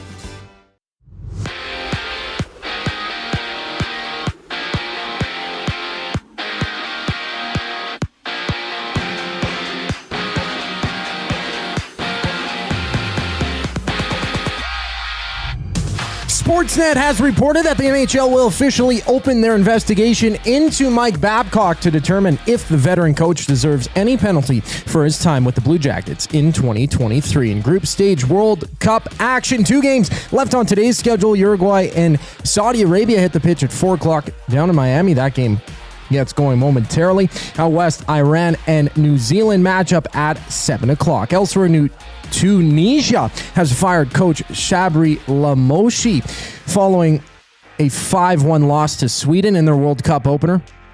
Monder Kabayer takes over coaching duties on an interim basis. Meanwhile, the Blue Jays have shipped pitcher Connor Siebold to the Royals for minor leaguer righty Dennis Shamudio. In cash consideration, Toronto returns to action tomorrow, opening a 3-game series against Boston. In 10 games in the majors today, Marlins Phillies showdown at 4:40. The Mets challenge the Reds just after 5 with the Dodgers and Rays in action.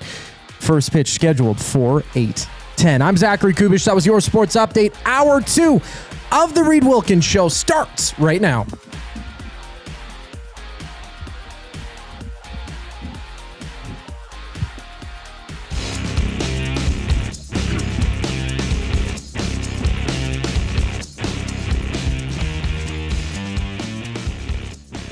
Hope you're having a great afternoon. We are on location at the Ranch Golf and Country Club. The 30th Annual Capital Care Foundation Charity Golf Classic was played here today. EST on location all day long, having a great time. Our buddy Murray McCourt, who does the VIP Golf Show every weekend, is with us as well. Oh my goodness, what is going on? Oh, I got an email that said, "Thank you for registering for your corgi for the upcoming Cowboys and Corgis event in Calgary." I told him I'm not in. Did you withdraw? Cooper will not be tested for PEDs, and that's part of the deal. So I said I'm out. Cooper's out. All right. The Carolina Hurricanes, Stanley Cup champions, and that means some people in the Leduc area are fired up for Gemco Fireplaces, proudly serving Edmonton area for 45 years. The authorized dealer for Napoleon Fireplaces. Whether it's gas or wood burning, look no further than Canadian-made Napoleon Fireplaces. All the Napoleon products you need available at Gemco, 9281 50th Street. This guy very interested specifically to see Jordan Martinook win the Stanley Cup. Ryan Rechner checking in on the Oil Country Towing video hotline. Ryan, it's Reid and Jay. How are you doing? Goob, we can't hear him. So is there a problem on our end or on the other end? No, I'll connect with him shortly. That's on his side. Sorry. Got to reconnect. All right. Sometimes that happens. If we got to do phone there, Goob, too, I think you got his number as a backup. We'll get that. Have you known anybody or like through your friend network that won like a major trophy or like achievement or? Well, I've interviewed people who have done so, obviously. Right. I had a buddy of mine that I played Bears with, Mark Shantz, O-lineman. He played for the Eskimos when they won. What would have that been? 2015? Yeah. Yeah. Oh, cool. He was on the team. Oh, yeah. That was a good team. That's kind of neat. Yeah. I mean, I feel like, obviously, I've interviewed people who have won. I remember we went to Meadow Lake when Jeff Friesen had the cup there. Oh, wow. Yeah. That was pretty cool. You went there? Yeah. We went up for From Lloyd. He was doing autograph signings. Yeah. Oh, cool. Was it Meadow Lake? Yeah. It was Meadow Lake, Saskatchewan. Yeah. Beautiful. Yeah. It was a couple hours from Lloyd, I think. It's not the easiest place to get to. Yeah. Because Friesen's from there. So he brought the cup there. Who else? Well, I mean, I've known people that have, like when Kevin Lefstrud won the Grey Cup. Yeah. He went out to Viking. That was when he was with Montreal. He didn't have the cup there, though. But yeah, like a friend who's won something significant in sports. I don't travel in very athletic circles away from work. I was, when the Golden Bears hockey won the CIS national championship against the Huskies. Remember that game was at Rexall?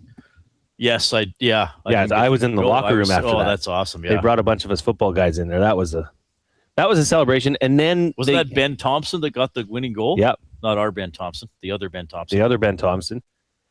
Wasn't it the Thompson twins was the call? Because I think he scored 2 goals that game. Oh, maybe, yeah. And then all the Bears, because I was bartending at the Armory at that point. So all the Bears came there for the after party. We had set it up. And then they left the trophy there. And you still have it in your rec room? No, I kept it for like 3 days just to have them sweat it out. Okay, we got Ryan Rechner on the phone. Ryan, thanks for joining us. It's Reid and Jay. How are you doing? I'm doing well. How are you guys doing?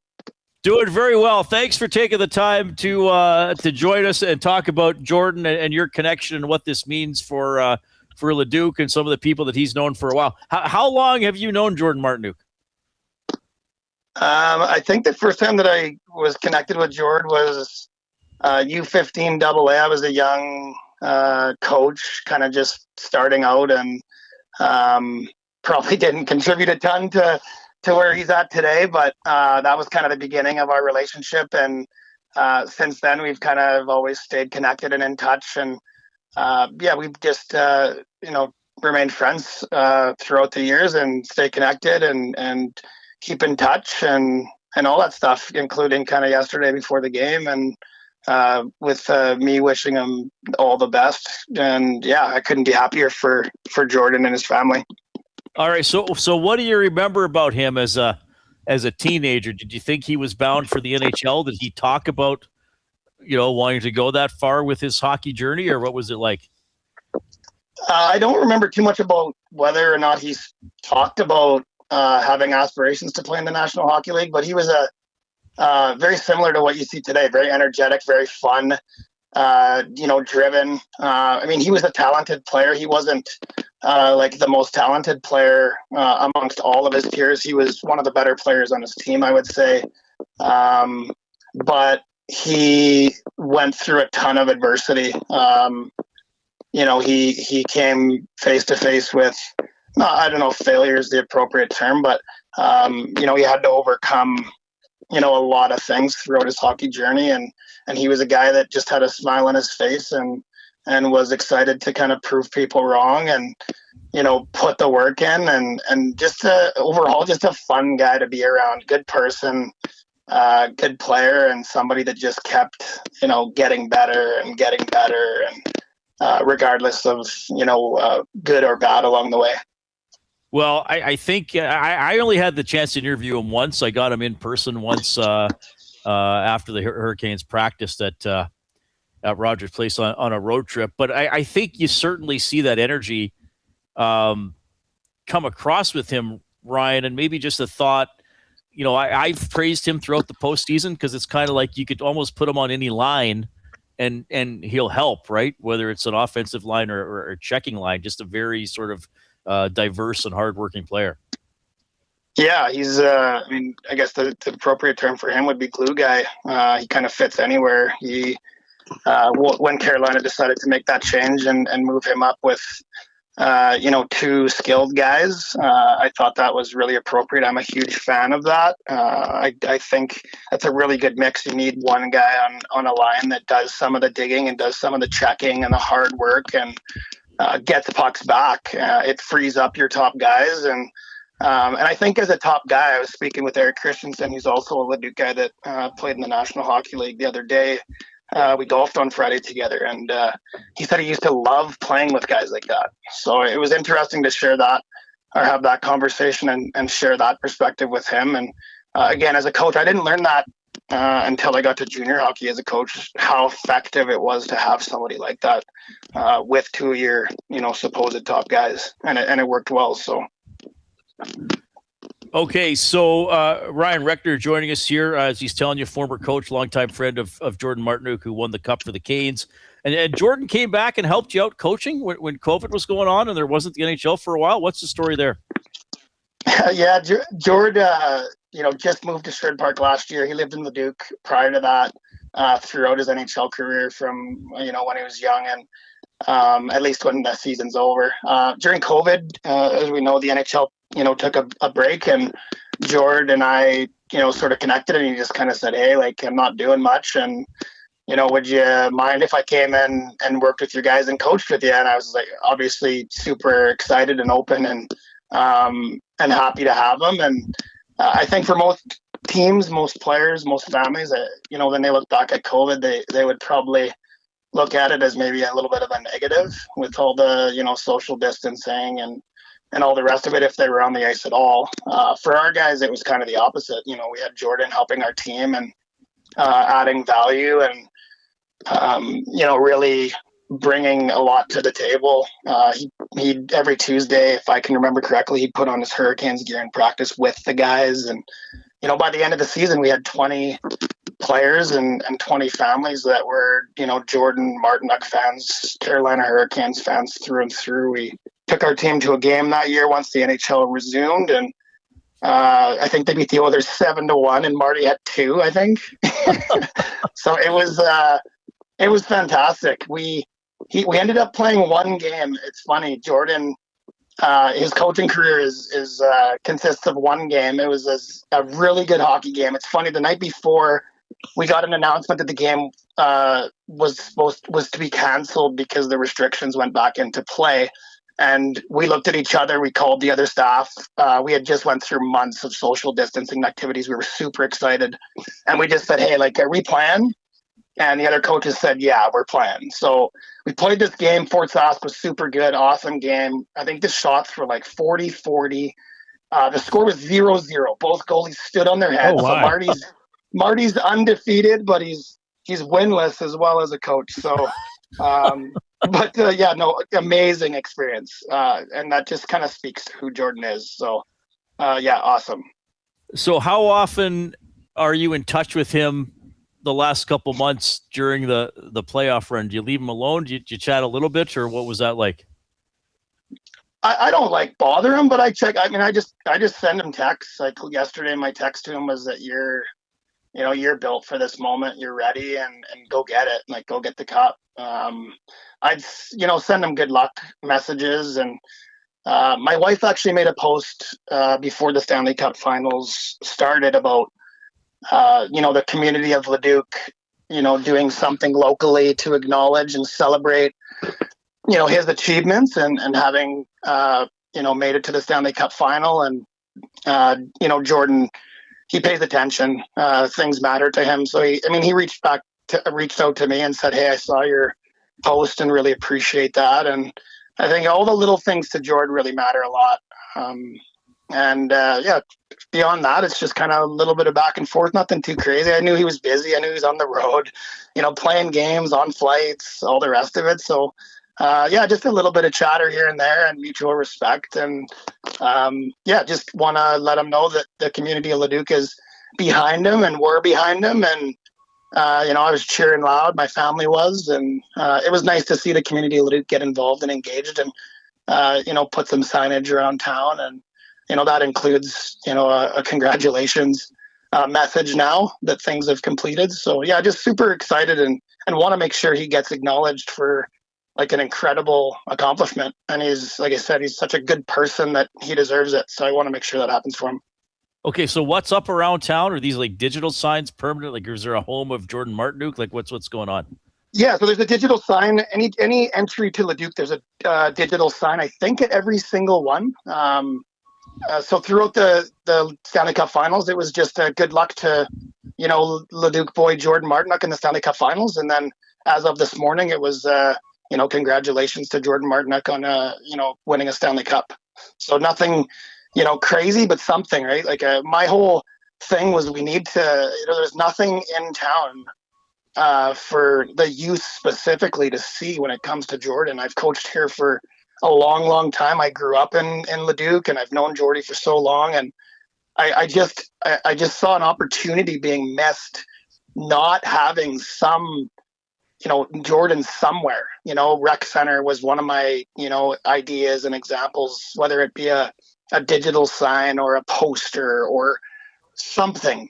Thousands and thousands of people walk through that place and thousands of people drive in Leduc, out of Leduc.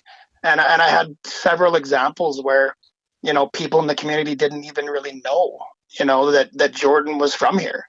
And that didn't sit well with me.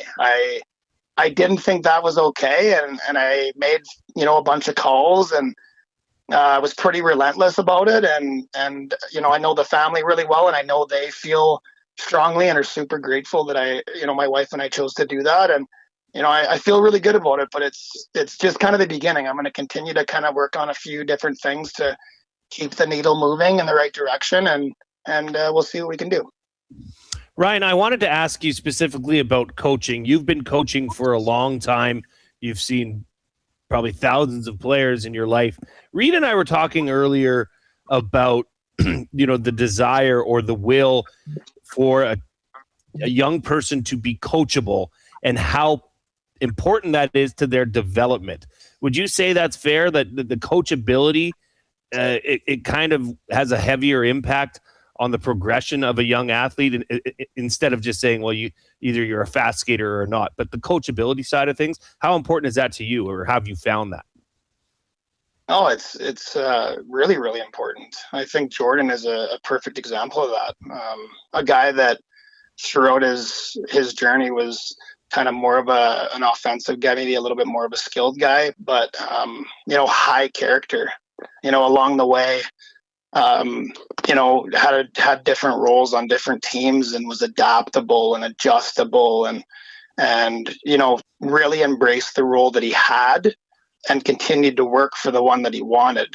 And that's the advice that I give players at all ages. Whenever I have the chance to work with kids or junior guys or whoever, I think it's such a valuable example watching Jordan, and such a good piece of advice to put into play, not just in hockey, but in life. And, Jordan is the example for me, specifically here in Leduc, being a local guy. So yeah, anytime I can share stories about Jordan or pass that advice on to anybody, I'm doing it. Well, incredible moment for him. He was a joy to watch throughout the Hurricanes Cup run, and great for you and Ryan and your wife and what other people are doing in Leduc to remind people that he is from there, and that these Stanley Cup champions can be achieved no matter where you grew up or played minor hockey and stuff like that. Ryan, thanks a lot for doing this. So hopefully, we got a Cup day in Leduc to talk about this summer as well. Really appreciate your time, man. Yeah, no, I appreciate you guys taking the time, and if you guys need anything, you get an extra golfer in the golf tournament, give me and Jordan a call. We'd be happy to get in the mix and get involved. We love playing the game. So, appreciate it a lot, guys. All right. Well, we'll see if we got any slots left. That's Ryan Rechner checking in for Fired Up for Gemco Fireplaces and Napoleon Fireplaces. Yeah, good interview with him. You can tell how proud he is of Martinook. Like, cool Martinook went and helped out coaching during COVID as well. And we enjoyed watching him throughout the postseason because he is kind of one of those guys like, well, what do you need done, coach? Yep. Very important player. And as we saw, he's been there a while. And he was the sixth guy, I think, to get the cup. Yes. So Stahl gave it to Anderson, who gave it to Taylor Hall. And interesting, Aho kind of was like, no. Taylor's going, even though Aho is a long-time Hurricane. Yeah, that was interesting to see how that all happened. Yeah, then Martinook. So, I mean, they were good. They were great. 16-3. I think, we talked about it too. Okay, they beat Ottawa and Philadelphia. How good were those teams? Well, we're not as good as Carolina, obviously. I mean, they went through Montreal and Vegas. Obviously, Vegas was very good. And I mean, even yesterday, Vegas had some chances, and Bussy makes the saves. So, goaltending, do you need a stud goaltender, or do you just need two really good, above average guys or good guys? That's a great point, Reid. That's a great discussion to have because, is Bussy going to become a legendary goaltender in the NHL? Who knows? But for this moment, at this instance, he was the right guy at the right time. Yeah. And a lot of times it's just about that timing. Yeah. Right? Freddie Anderson got him there. Bussy drove the bus home. But you saw, too, as the series went on, you saw more instances in which Vegas just couldn't get the puck out. Either they were getting beat to pucks or they'd get it up the wall. Carolina holds it in, and it was just like this relentless attack. And I think this is what I kept saying this about Montreal earlier. You couldn't tell lines 1 through 4. Carolina, to me, was sort of like that. Who's the top line? Well, it's who's ever playing the best tonight. And we saw, Martinook played with skill guys. He could also check. I mean, and Ehlers was interesting too, because I thought earlier in the playoffs, you didn't notice Ehlers as much, and then, in the conference final and the Stanley Cup final, he kind of came to the forefront a little more. So Carolina lost 3 games. They were 16-3. It's incredible. I just had to double check that because I'm thinking in my head. No, they went sweep, 1 loss, and then 2 losses to Vegas. That's a team. Yeah. Now, it'll be interesting to see what happens in the offseason, right? A lot of these teams usually get picked over or, guys that are UFAs that are part of that team. I mean, they're well run. I think they have $10 or $12 million in cap space too. Yeah, it's nuts. So, they're in pretty good shape. And, they got a coach. We're going to see who the Oilers get for a coach, if anybody. Maybe they just go with Connor McDavid as the player coach. Yeah, they might have to. Who knows? But Brendan Moore did a great job, and he talked about, and Ryan brought it up in the interview, guys having roles, and I think that's something here that the Oilers are going to look to put in place. But the Hurricanes win it all. Do you buy it? Because I saw it might have been on Sid Seixeira's show. It was something like disaster averted for Leafs fans. And I was like, what are they talking about? And I was like, because Marner didn't win? Well, is a different? I'm sorry. I love Sid Seixeira, but I get it. He's doing that for his base, which is Toronto. Yeah. But that is the most Toronto thing to say. A crisis averted. Marner still can't get a championship. How lame of a take is that? Is it a disaster in Winnipeg because Ehlers won? There's probably maybe some crap, too bad he couldn't do it here. I think most Oilers fans, maybe I'm wrong, I feel like most people are either happy for Hall or okay, cool, or indifferent. You're indifferent. I don't think people are angry that Taylor Hall won this. Well, I think there's time and space that has happened in between Taylor Hall being in Edmonton. Yeah, I guess if he goes, but he didn't leave. I mean, he was traded. He didn't. Yeah, exactly. It's not like he just left. Back on the team. Ehlers left. right? Marner left. Yeah. But I just Marner was traded, but he was going to leave anyway. Well, sure. Yeah. Call it what you want, but that was the tea leaves were already there. I just think that I've seen that on social media. Whew, thank goodness Marner, didn't win. My God, like that is. I don't know. That is just a lazy obnoxious. That's obnoxious. That's obnoxious. You know what's interesting is a guy with 12 points or whatever winning the Conn Smythe. That's pretty crazy. Like Hall could have won it, and then didn't Marner win the scoring race by 6 or 7 points in the playoffs? But Stahl, I guess on Carolina, maybe there was no obvious winner. Well, they were by committee so much. They were by committee, but in the finals, Jordan Stahl really took off over the top. I mean, didn't he set a record in the face-off circle? Yeah, like 70. What did Bettman even? And you know who was talking about that last week was Marty Baron. Was touching. Oh yeah, that's right. How good he was at timing, the guy's stick and all that kind of stuff. Yeah, I saw Hall was second in the voting. I mean, maybe if Anderson plays all the games, he wins it. But that's a good point. Side of a good team, I guess. So it's not obvious who the MVP is. All right, we'll dive into the oldest Conn Smythe winner, right? Yeah, and he was. Well, do you find that to be? I don't know. Like for Gary Bettman to say that before he presented him with the Conn Smythe Trophy, and the oldest. Like I don't know. It seems kind of weird. Smiled, but it was interesting seeing. I know Stahl has won the cup before. And I don't know. I don't know the guy. I don't know how he feels. So maybe I'm projecting how I would feel on it. But I felt just with his smile, it was appreciation as much as joy. Right. And kind of like I'm taking mental photographs of every second. Like I bet you well, do you think he was happier that he won the cup or he was happier to be the captain for the guys that now have won the cup? I bet you he was soaking in every other guy lifting the cup. And that's kind of the same as Rod Brindamore, right? Yeah. He said that after that, how happy he was. Was that an interesting embrace of the Stanley Cup by Rod Brindamore? Usually you see people hand it off like this, right? No, see, I didn't watch the full thing. So I'd hand it to you like this. Yeah. Right? And you go, yay! Yeah. Brindamore took it and bear hugged it. And it was like, ha! Oh, okay. I loved it. I loved his reaction. They deserved it. And I will. And he went topless in the dressing room. This is what I like about. Yeah, I saw that one. Yeah. This is what I like about hockey. And one thing that's always bugged me about the NBA.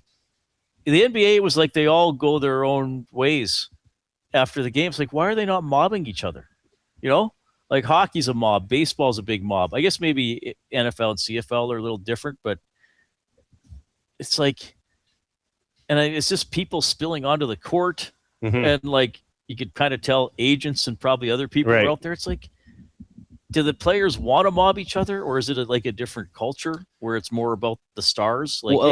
Hey, Brunson won, Right. Well, that's just the NBA. Yeah. It's a much more individual league than the NHL. Right. And I mean, they market them that way too. So I'm not saying it's necessarily a bad thing, but it was cool to see Carolina do that big clap that they do with their fans that were in attendance. But right after that, Reid, to your point, the whole team came together and it was just a big, a hug off. Right. You know what I mean? I love watching the championship celebrations. 780-218-9999 is how you can text the River Cree Resort and Casino inbox. Check out the big specials at Tap 25, 50% off the entire menu. That is 7 days a week from 2 to 5 p.m., rivercreeresort.com. All right, we'll touch on the latest Oilers coach developments, such as they are, and we'll speak to a local Knicks fan, a gentleman by the name of Marc Majeau as well. Here comes the Coop.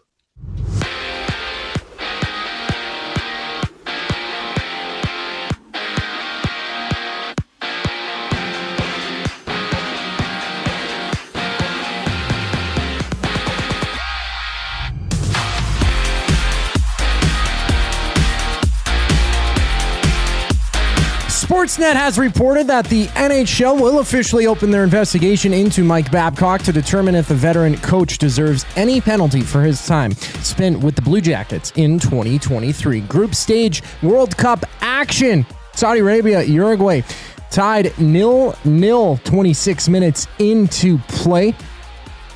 And out west, Iran and New Zealand matchup at 7 o'clock. Elsewhere, Tunisia has fired coach Sabri Lamouchi following a 5-1 loss to Sweden in their World Cup opener. Monder Kabir takes over head coaching duties on an interim basis. The Blue Jays, they've shipped pitcher Connor Seabolt to the Royals for minor league righty Dennis Shamudio. In cash considerations, Toronto's back in action tomorrow, opening a 3-game set against Boston. In 10 games in the majors today, Marlins, Phillies warming up. First pitch scheduled for 4:40, and the Royals and Nationals will also go at it. This sports update is brought to you by the Edmonton Elks.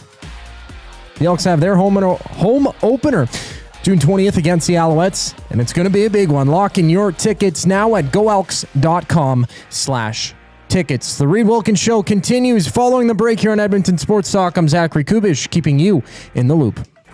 Show with Lieutenant Eric. Jamie McLennan is our GS Construction hockey insider. The Golden Goose, which is Connor McDavid, if he's on board with this, the league and the PA has to be very careful, because if he decides to put up his hand and said, you want to go against something that I want, I'll remember that when you need something from me. So it is kind of a, we'll call it a real muddied water situation here. The Nielsen Show with Lieutenant Eric. Weekday mornings 6 to 9. Only on Edmonton Sports Talk. Your clear choice for Edmonton sports. When you bet with Play Alberta, you give back to Alberta. That's because it's the only app in the province that puts all revenue directly back into supporting programs and services that Albertans rely on every day. So next time you place a wager on your favorite team, know that you're also making a difference across the province through Alberta's General Revenue Fund. Visit playalberta.ca/EST to learn more. That's playalberta.ca/EST. Must be 18 plus. If you gamble, use your game sense. When you cater with Royal Pizza, you're getting the same great pizzas, pastas, and salads you love, just bigger and built for a crowd. Perfect for teams, offices, or parties, Royal Pizza's catering brings real value around $10 per person. Delicious, high quality, and easy. If you like their pastas, you'll love their catering pastas even more. Visit royalpizza.ca or contact your local store for exact pricing and details. So come on home, Royal Pizza, still making it great. At Firehouse Subs, our subs are freshly toasted, stacked high, and crafted to satisfy. Each sub is piled high with premium meats, melty cheese, and toasted to perfection. Firehouse Subs brings bold flavor to every bite, all served on a freshly toasted roll. But we're not just feeding Edmonton, we're fueling it. Dig into the brisket hat trick, piled with slow-smoked brisket and melty cheese. Or go to the Firehouse Subs fan favorite, the Hook and Ladder. Made to order with smoked turkey, honey ham, and Monterey Jack cheese on a perfectly toasted roll. With 15 Firehouse Sub locations across Edmonton and the greater area, it's easy to grab a hot and hearty sub close to home. Firehouse Subs. Hot, hearty, made to satisfy. When gambling, set a budget before you play. Stay informed and visit GameSenseAB.ca to learn how. Remember, if you gamble, use your game sense. Kayaks, bikes, camping gear? Make space for summer fun with Sentinel Storage. Spend more time on adventures with your outdoor gear and less time looking for them. Sentinel Storage. Try 4 weeks free. Visit sentinelstorage.ca for details. Since 1952, William Huff has been the heartbeat of Edmonton's advertising world. From humble beginnings to a citywide powerhouse, we've been the go-to for signage from print to design and installation. Partnering with Edmonton's top sports franchises and major events, we've helped shape the city's global reputation. Our secret? Unmatched customer service, decades of experience, and a passion for excellence we call the William Huff Advantage. Visit us online at williamhuff.com.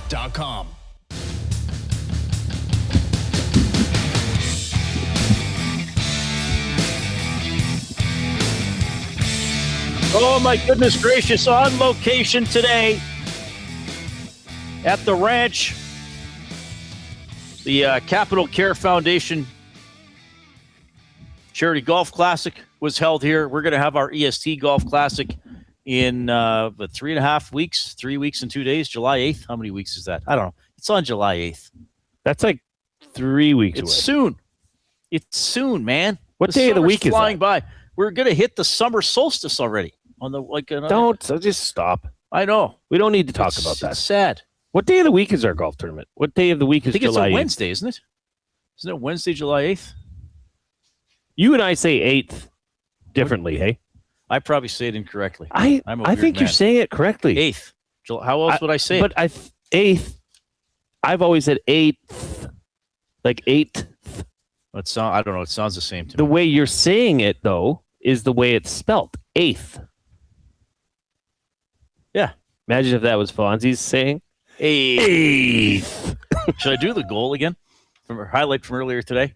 This is from Group C action in Nojak. Nojak? Awanek. Kubish. Awanek. YTT. Oh, clever ball there. Wilkins. YTT. Thompson. Milne! Jason Milne! Utter brilliance! The Androssan assassin brings the nation to its feet once more. A devastating dagger from the man who was once a Golden Bear and now surely will claim the Golden Boot as the Gold's premier striker. Jason Milne! His name synonymous with power and precision. Certainly now, this courageous EST side assured of a spot in the round of 32. I read this to Awanek earlier, and he was like, wow, they're already giving him the Golden Boot in the group stage. Of course. Well, there's always a little hyperbole when they're calling the goals. Overreaction is the name of the game. I like that it's the Ardrossan assassin. Well, you got to have a bit of a moniker. By the way, if you're on YouTube this afternoon, subscribe to Edmonton Sports Talk. If you haven't already, give us a thumbs up. We want to get to at least 100 thumbs every show. We usually do a pretty good job doing that. Well, you do a pretty good job doing that. Now, again, just to remind you, yes, we like hitting 100. It's fun, but it does help us build the algorithm. I mean, we are conscious of trying to push the station forward. We don't just sit here and be like, oh, we got a station. No, like we got to self-promote. We got to have fun. We got to try to get people involved. So one little way you can help us is give us a thumbs up on YouTube, which we really appreciate. How about the Oil Understood for GCL Diesel, providers of the best diesel engine components around, from turbochargers to injectors, fuel pumps to sensors. They are the critical engine component experts, proud to serve Edmonton and Northern Alberta for over 50 years, and now a partner of Edmonton Sports Talk and the Reid Wilkins Show. GCL Diesel. Diesel. Understood. All right. So let's read a little bit here from the Book of Friedman. Elliot Friedman on sportsnet.ca today. The headline is NHL officially opens Mike Babcock investigation. So now that the Stanley Cup final is complete, the NHL will officially begin its investigation into Mike Babcock's 2023 resignation from Columbus. Later on in the article, at issue is whether there will be any further penalty or if the Oilers will be free to hire him. Later on, it says there were reports of issues beyond looking at players' phones that got Babcock into trouble in Columbus. When he resigned then, the NHL and Players Association dropped the matter, but sources indicate there was at least one other conversation that caused concern. And then later on, and this is interesting, several agents of Edmonton players who were not involved in direct conversations with Babcock also voiced concerns, adding they didn't like the idea of clients being traded there either. The Oilers appear willing to wait to see the conclusions of this investigation before ruling out Babcock as a contender. So what is being said there is, so we know that the leadership group, McDavid, Draisaitl, maybe a couple others, maybe several others, were involved in talking to Babcock, right, feedback on this. So what Elliot Friedman is saying, guys further down the roster, at least some, he says several agents of Edmonton players who were not involved in direct conversations are saying, I'd prefer not to play to this guy. And also saying that they didn't like the idea of clients being traded there either. Now, maybe that doesn't mean players around the league, but these agents are saying, like, I'm not sure about this guy being a coach. That's crazy. Coaching somebody I represent. That's not good. No. And as you know, Reid, you've said it before, when Elliot says something like that, there's usually some, Yeah, he doesn't sensationalize things. No. If anything, he might downplay things. He might. So, okay, that means that Oilers players that were outside of the leadership group, some of them are not comfortable or interested in playing on a team that Mike Babcock is the head coach of. Right. I mean, okay, maybe if they had a chance to speak to him, that would change. The biggest takeaway for me from that is that other players from outside of the Edmonton market would take this into consideration when choosing if they want to play in Edmonton or not. Right. That is not the point. The fact that it's got to this point is crazy to me. I don't understand it. I thought they would have pulled back on it when they had the chance, and they still can, I guess, and go to Plan B or C or whatever the hell they have in mind. Lansley, but it just keeps getting worse. Yeah. Well, and you were on this the first second this was announced, even before there was an investigation. Like, just the theme of, is this all worth it to go through the investigations, and now to hear, okay, some Oilers players want this, some wouldn't. Like, is it worth to bring that potential into the locker room? And I don't think it's one of those things that maybe would be an open rift, but it might be, subtext or something lingering where some players might, like, I don't know, would players be like, okay, great, Leon and Connor, you pick this guy and he treats you guys fine, but we're getting destroyed every day. Other coaches, could have had us playing better without some of the other baggage or without some of the other circumstances. Well, Jay texts us in the River Cree Resort and Casino inbox, 780-218-9999. Do you think that this will drive a wedge between the players and the dressing room? Yeah. Now, if they hire Babcock and they start 8-2, Jay, to Jay the texter, I mean, no. Right. That's the thing about this. But it's just a strange situation. I know a lot of people have I have really gone off about the orders. I ran into a former, just randomly ran into a former colleague this morning who used to work in broadcasting, is no longer in broadcasting, is a massive Oilers fan and supporter. And he said, this is embarrassing. He said, what I'm watching my favorite team do. Yeah. Not everybody feels that way. I know Babcock has a lot of supporters, but again, it's the whole thing. Are there other coaches who could do a really good job that don't come with all these circumstances around him? And trust me, we've said it numerous times. We understand. He comes in and they're first in the Pacific halfway through November. Yeah. Nobody's talking about it. Right. But if that doesn't happen and you're segregating your locker room, you're putting a division in the locker room. Yeah. And Mike Babcock hasn't changed and hasn't become a new person, then this is really bad. And it's just the timing of it all. I mean, this is the year, supposedly. Now, we don't know what's going through the mind of Connor McDavid. Sure. But at least the thought was, okay, 2-year deal or 2-year extension, figure things out so Connor McDavid can see where this organization's at. Right. If this backfires, this is bad. This could potentially turn out to be catastrophically bad. Yeah. Well, I mean, we don't know. I mean, I guess I hesitate to go there because you never know what happens in the future. And so much of this is around McDavid. As I always say, and I know I'm being somewhat cheeky, every team that has ever won the Stanley Cup has not had Connor McDavid on the roster. Right. So if Connor McDavid one day decides to leave Edmonton, it's still possible this could be a good or even championship team. I mean, the flaws that the Oilers have, they don't have because McDavid is on the roster. They have because they've been poorly built or inadequately coached or whatever blame you want to assign. Sure. The Oilers' deficiencies have some of the now they have been in the playoffs 7 straight years, but this was not a good year. I mean, their deficiencies are the same as they had for a lot of the decade of darkness. They just happen to have better players around that now. I mean, This is a team that has struggled to find a starting goal or a true number one goaltender, has struggled to play with enough toughness or jam, has struggled to have a good PK. They had a good power play. Has struggled to check properly. These things have been. I've been talking about these things most of my tenure as a talk show host in this city. Right. So there's things that there's fundamental things that have to be addressed whether McDavid is on your team or not.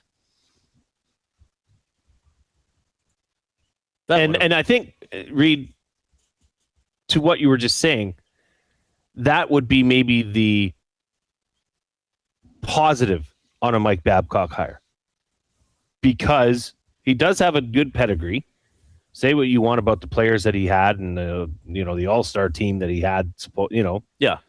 But he's an X's and O's guy. That's his specialty.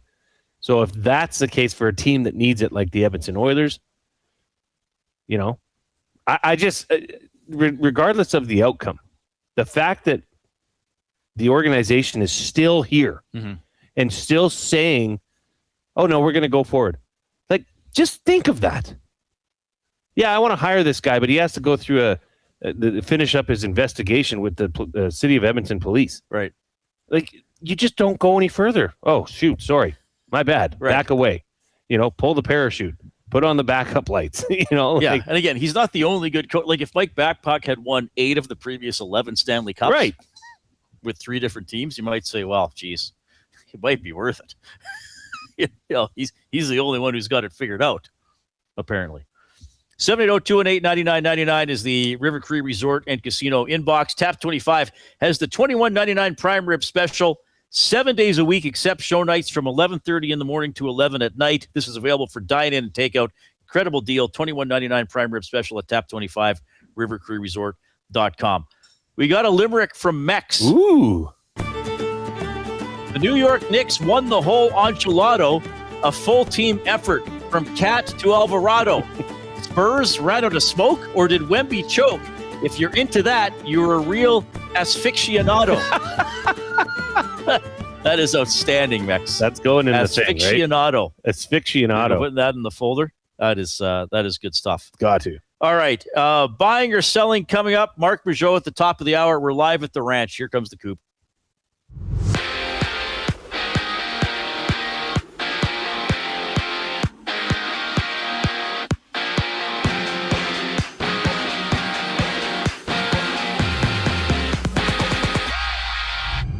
Sportsnet has reported that the NHL will officially open their investigation into Mike Babcock to determine if the veteran coach deserves any penalty for his time with the Blue Jackets in 2023. To the World Cup, Saudi Arabia leads 1-0 on Uruguay in the 43rd minute of action. Later on, we see Iran and New Zealand hit the pitch at 7 o'clock. And from Toronto, the Blue Jays have shipped pitcher Connor Siebold to the Royals for righty Dennis Samudio. In cash considerations, Toronto returns to action tomorrow when they open a 3-game set against Boston. Live now in the majors, 2 games underway, both top of the first. It's runless between the Royals and Nationals, while the Marlins and Phillies are knotted at zeros. We also see the Rays and Dodgers in action later on. The Twins taking on the Rangers, while the Mets match up with the Reds. This sports update is brought to you by Paramount Flooring. Edmonton is expecting some changes this offseason, and I'm talking about your flooring. Paramount Flooring brings over 30 years of trusted service and expert installation. No permission is needed to speak with them. Visit their showroom, open 7 days a week, or online at paramountflooring.ca. The conversation continues here on the Reid Wilkins Show following the break. I'm Zachary Kubish, keeping you in the loop. The EST Hangout. Sometimes it's hard to fully describe what makes the World Cup so special for so many of us. For Hernan, for me, for Lieutenant Eric, for other people out there. It's just hard to fully describe why this match at 1 o'clock means so much. Yeah. And it's not even Canada yet. The EST Hangout, presented by Sentinel Storage. Weekday mornings 9 to 11, only on Edmonton Sports Talk. Your clear choice for Edmonton sports. Goodwill is One shopper. Finding something I never knew I needed. A jacket. A deal. One donor. Letting go of something so someone else can move forward. One program participant. Learning. Trying. Building skills. Building confidence. Building a future. One purchase. One donation. One job. One choice. Goodwill is The power of one. The power of one. The power of one. The power of one. Goodwill Industries of Alberta. It all starts with one. Looking for quality building materials and friendly advice? Visit us at Windsor Plywood Leduc, family owned and locally run since 1993. From interior materials for doors, flooring, baseboards, and all the finishing touches to all you need for your outdoor projects like cedar lumber for decks and fences, plus all the plywood you'd need. Our full-time on-staff carpenter can help with anything odd-sized or custom, and from domestic hardwoods to exotic selections, we've got you covered. And if we don't have it, we'll track it down for you. Windsor Plywood Leduc. We're the experts you need to know. When you bet with Play Alberta, you give back to Alberta. That's because it's the only app in the province that puts all revenue directly back into supporting programs and services that Albertans rely on every day. So next time you place a wager on your favorite team, know that you're also making a difference across the province through Alberta's General Revenue Fund. Visit playalberta.ca/EST to learn more. That's playalberta.ca/EST. Must be 18 plus. If you gamble, use your game sense. Kayaks, bikes, camping gear? Make space for summer fun with Sentinel Storage. Spend more time on adventures with your outdoor gear and less time looking for them. Sentinel Storage. Try 4 weeks free. Visit sentinelstorage.ca for details.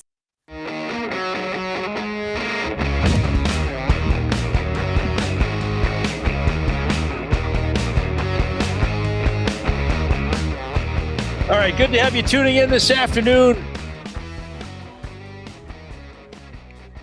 Elks home to the Alouettes Saturday at 2.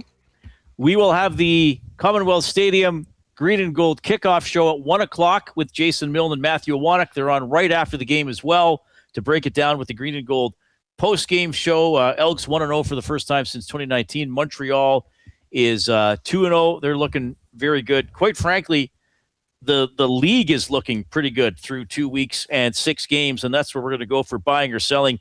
Presented by Damon Bunting, a consistent top-producing realtor in the greater Edmonton area for over 18 years. He and his team would love to help you find that right home or make the move from your current home.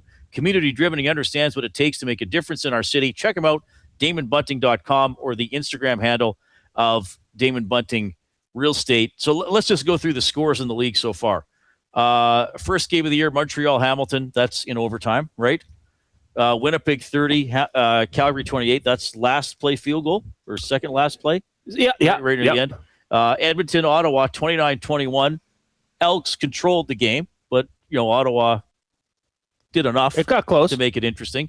Hamilton 37, Winnipeg 27.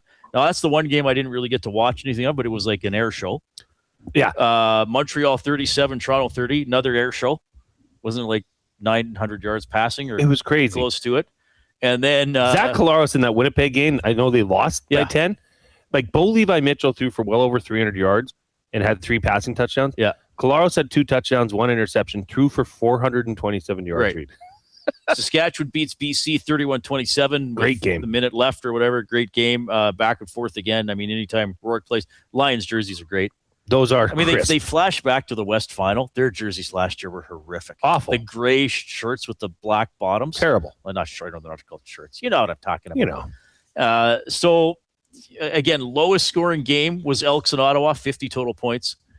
So it's been good. And so, Jay, good to see. I mean, this is what people want from the CFL. They want points. They want returns. They want excitement. They want a little unpredictability. I think we've got that.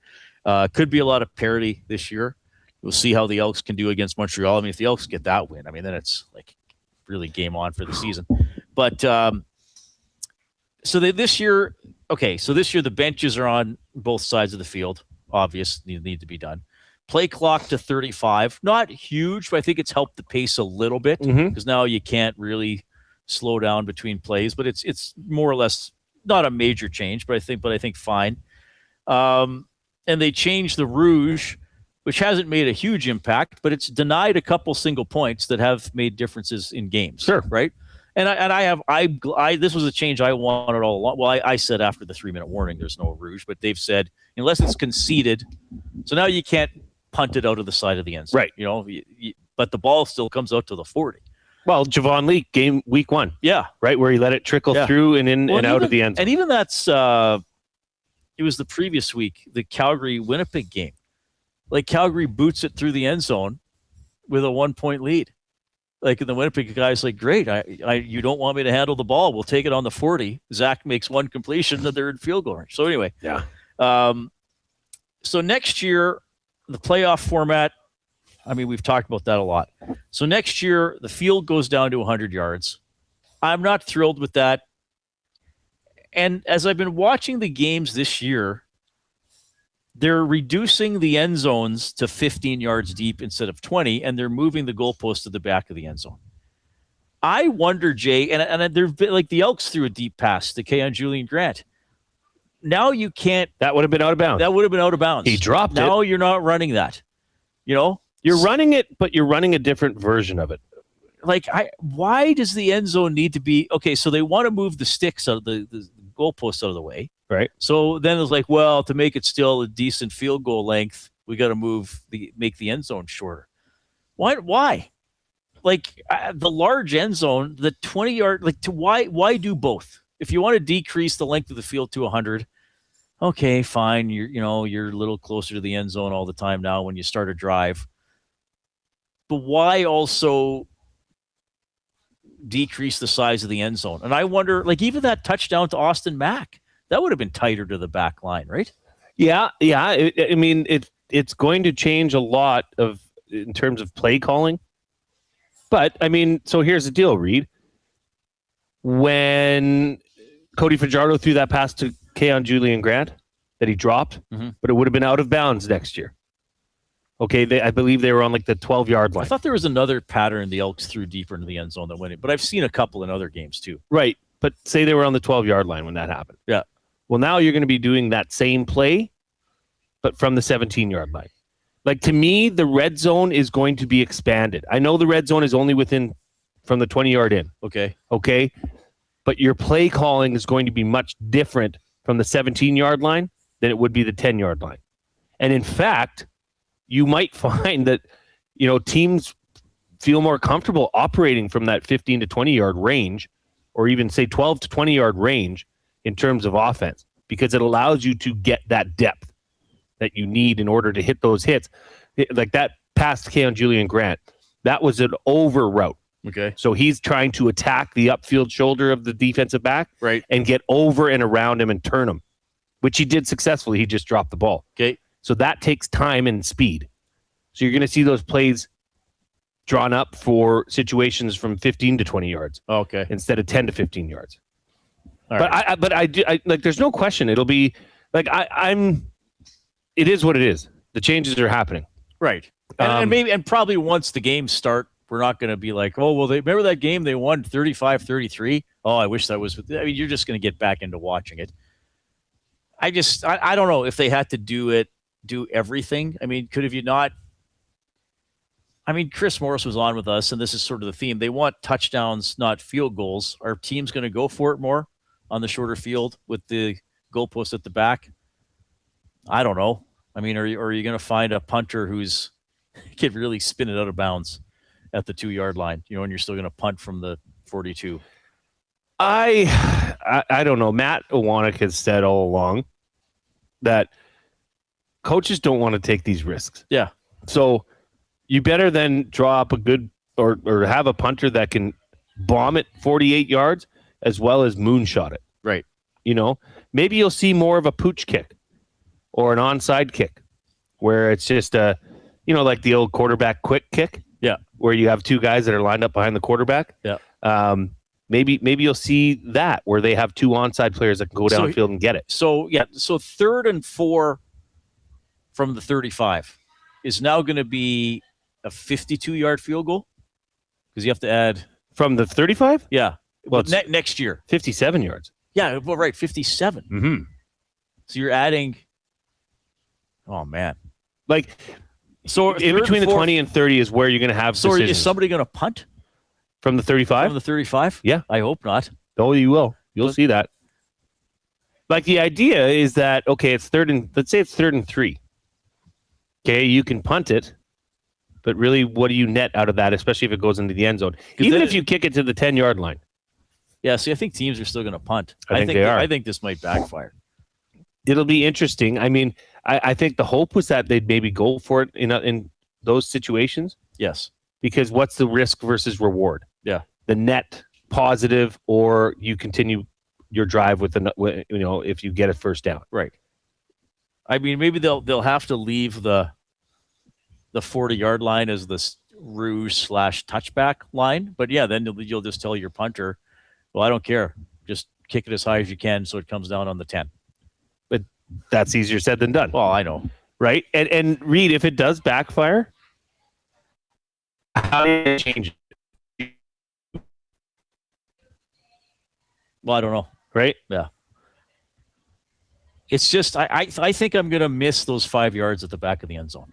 And 55-yard line, I will miss you. We all will miss 55-yard line. Having that 5 yards back at the back of the end zone is a huge space. Yeah. I mean, that's 60 by 5. Yeah, and it's just like they seemed really like, well, we can't have the goalposts. I think a lot of this had to do with they wanted to move the goalposts, and they are sort of in the way. I get it. Yeah, you see sometimes like Cody Fajardo's throw to Keon Julian Grant. Right. That we're just talking about. Well, he hit the uprights in the West Final with Saskatchewan, didn't he? Yeah. Well, he had to, did he lead Cody or Keon Julian Grant too much because he was trying to elude the goalposts? Right. I'm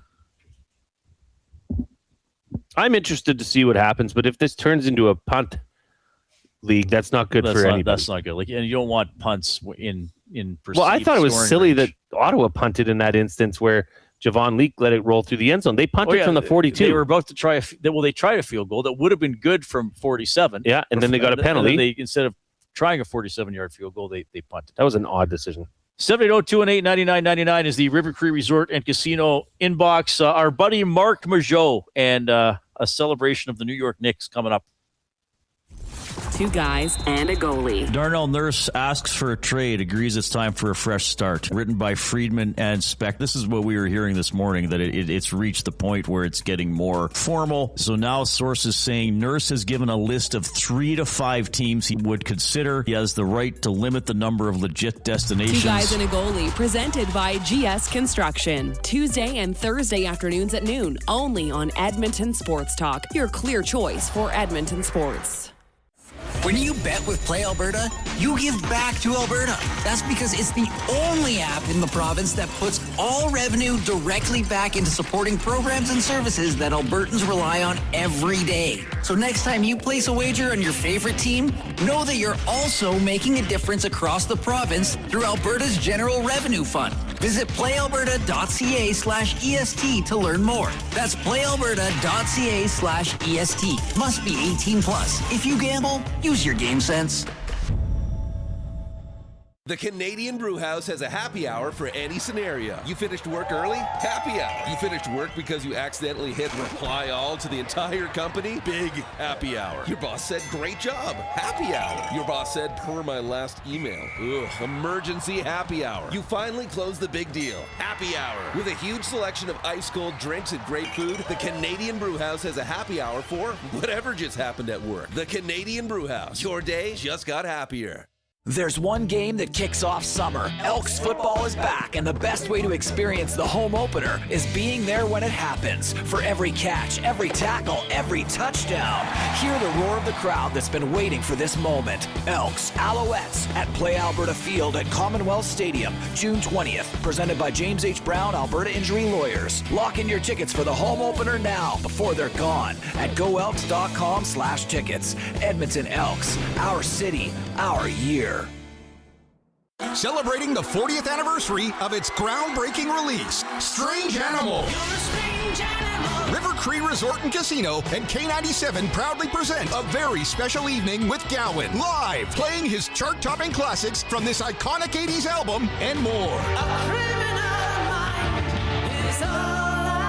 Gowan's Strange Animal 40th Anniversary Tour, July 2nd in the venue. Tickets at rivercreeresort.com. River Cree Resort and Casino. Excitement. Bet on it. Hi, I'm Alistair Johnston with Canada Soccer. My dad's the biggest influence in my life. He was the one that passed down the passion for soccer to me. He is the biggest influence in my career. To all inspiring dads, happy Father's Day. Sentinel Storage, official storage partner of Canada Soccer. Time for a new career in 2026? Or maybe your kid is still pondering their path. Good news! Weiss Johnson is hiring. It's Dennis, and not only are we hiring for heating and air conditioning, we're also looking for experienced plumbers and gas fitters. With the growth in residential development, there's no shortage of opportunities at Weiss Johnson. Choose your path with us. Learn from one of the industry leaders, and we will grow together. Receive great benefits and school reimbursement as well. Visit weiss-johnson.com today.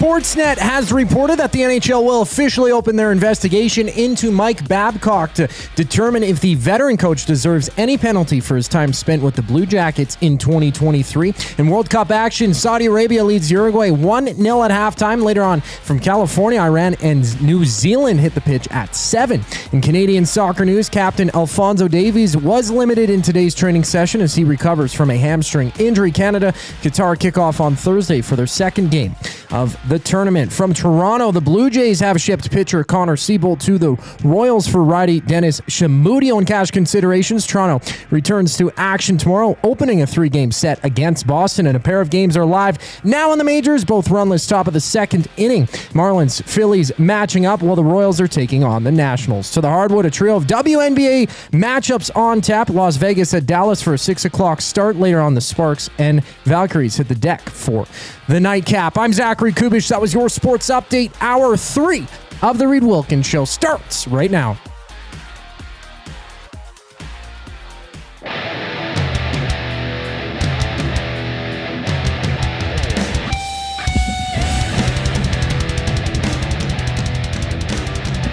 Hope you're having a great afternoon.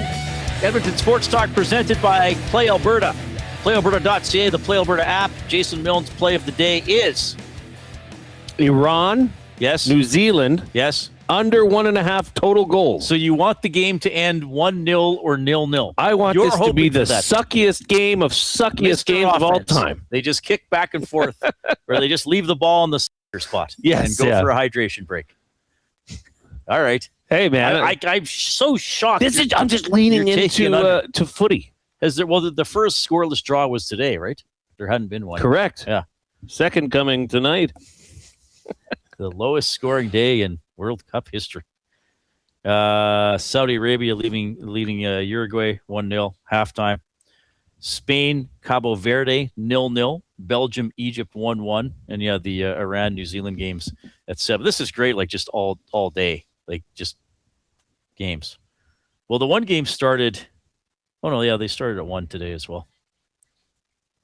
Fun stuff. All right. The off-topic topic for William Huff, by the way, we want to revisit this. Send in your submissions, and we'll pop back to it later. Most obnoxious things and or people on a golf course. We had some fun with this one. Oh, yeah. There was several that came in. My buddy had texted in. He said, slow golfers that won't let you play through, even if there's space in front of them. Oh, yeah. Then they should. They should wait on the tee box and let you go through. All right, let's go to the Oil Country Towing video hotline. Oil Country Towing, Edmonton's most trusted 24/7 roadside rescue team. Fast, safe, and reliable for over 15 years. Whether it's game day or a snowstorm, we work as hard as your favorite team to get you going. Call 780-986-6088 for all your towing needs. This guy's celebrating for the last couple of days. Local personality, MCTV podcast host, and supporter of the New York Knickerbockers, Marc Majeau, checking in. Oh, hello, Mark. Hello, gentlemen. Thank you for having me. You guys have a beautiful view out there today, don't you? Yes, we certainly do, sure Mark. do. Yes. You got your Nick, do you have a Knicks shirt on as well? I do. I've been wearing this for the last basically 2.5 days. That's incredible. Did you have you already put in the order? Have you ordered championship merch? I've always wanted to do that. This is the first time a team that I've rooted for has won in almost 20 years. And 20 years ago, I was a student. I didn't have a lot of disposable income. So yes, I have already placed the order. So fortunately, it's going to take a while to get up north to Canada, but yes, the order has been placed for myself and for my young daughter as well. Who was the team that won? I mean, the Elks won, or the Esks won in 2015. That's true, actually. That's a good point. Like Riley. I'm a Yankee fan. I know everyone hates me for that, but the Yankees last won in 2009, and I was 20 years old, and probably spent all my excess money at the bar watching them win that night. So it's a little bit different now in 2026. Did you become a Knicks fan because you were a Yankees fan, or did you become a Yankees fan because you were a Knicks fan? It's a good question. All my teams are based out of New York. I root for the Oilers here, but I'm a Jets fan, Yankees fan, and a Knicks fan. It all just kind of came together at once. So it's a nice coincidence is when I'm planning trips, I don't have to go to a bunch of different cities to watch my team play. I can go see them once. But yeah, it is kind of funny how that all worked out. Okay. But when did you pick the Knicks? What caused that? So it was, Like a disease, eh? what caused that? What ailed you? So I was 7 years old when Space Jam came out. And I know people older than me think Space Jam is a horrendous movie, but when you're 7 years old and Bugs Bunny and Michael Jordan are in a movie together, you think that's like the coolest thing in the world. And Patrick Ewing was one of the Monstars in that movie. And I always kind of thought he was the coolest, mixed kind of hand in hand with the run they made in 1999. It's been a lot of lean years since. My attention has kind of waned from time to time with the team, but I guess really about 8 or 9 years ago is when I really kind of locked back into this team and been able to kind of watch their rise from a dumpster fire to NBA champions. And I still can't believe they're NBA champions. Like I'm still kind of stunned with what we saw on Saturday night. Well, so when did you really, okay, I'll ask this question sort of from 2 points of view, and I'm going to ask it to clarify what I'm asking from my point of view of cheering for the Seahawks. Okay. Mid-November, I started to think they could win it all. Like, I wasn't sure, but I'm like, okay, they're a contender. Like, they're damn good. And then I can confirm. And then when they beat the Rams, I was like, they're winning the Super Bowl. Like, I didn't say it too much publicly, but I didn't think they could lose to the Patriots. So those two stages for you, when you thought this year could be special to this year is going to be special. So for me this season, I think it was around the time that they did that Fugazi NBA Cup tournament. Listen, I still think it's kind of cool, but I know a lot of people think it's kind of dumb. But I watched how seriously the players took winning that tournament. They were all locked and loaded. Like, you could tell they really wanted to win. So around that time, I was like, okay, maybe they got something there. They kind of had a horrendous exit to the playoffs last season. And I think that really helped them set the stage for this season. So that, and then as for when I thought they could actually do it, listen, you need a bit of luck to win a championship. And when I saw the path in the East kind of open up when Boston blew their 3-1 lead to the Sixers, kind of realized, well, Sixers aren't that big of a contender. I didn't think Cleveland was very good. So I would say around the start of round number 2, that's right when they were getting super red hot. And I thought, you know what? If they get a couple breaks, who knows who's going to come out of the West? But yeah, probably around the time when I realized the path through the East was going to be slightly easier than maybe some people were predicting it was going to be. All right. So what did you think of the comebacks? I mean, that's kind of like a fan dream. Like, oh, my team's never out of it. And then how much are you analytically processing? Because Jay and I talked about this earlier. How much is your analytic side of your brain, if it still existed while you were a fan, processing what the Knicks were doing and also what the Spurs weren't doing? Because they were horrific offensively in all the fourth.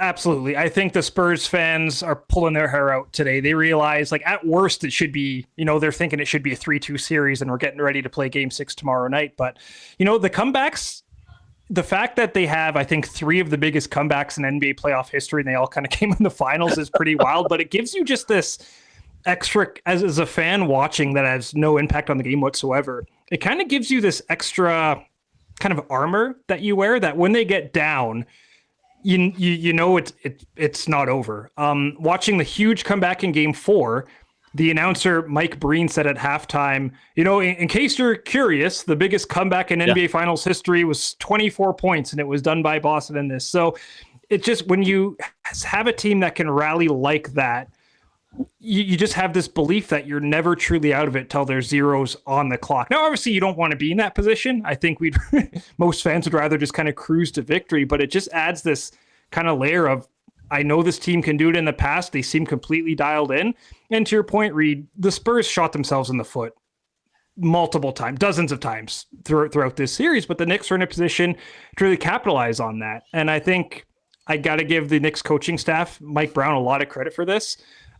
He played what felt like 100 lineups throughout the regular season. He was always mixing it up, playing bench guys with starters.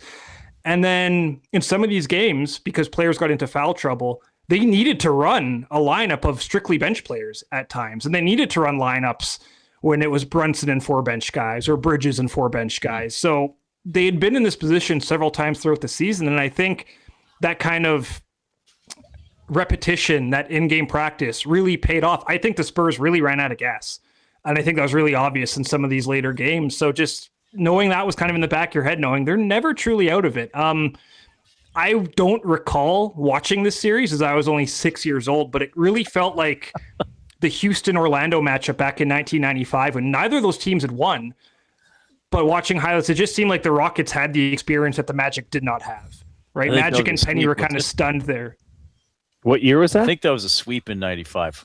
95, yeah. And it was, yeah.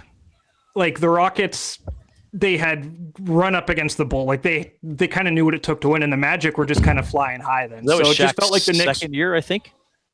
Second or third year, and then he was gone soon after that. Yeah, right. But it just felt like the Knicks, while they hadn't won a championship, kind of had that experience that just the Spurs really didn't have. That the Spurs are a very young team, and I think that the age kind of showed, especially in the last few games. Yeah. So you know, the Knicks, they've got their championship, but now, as in any professional sport, the next question is, can they run it back?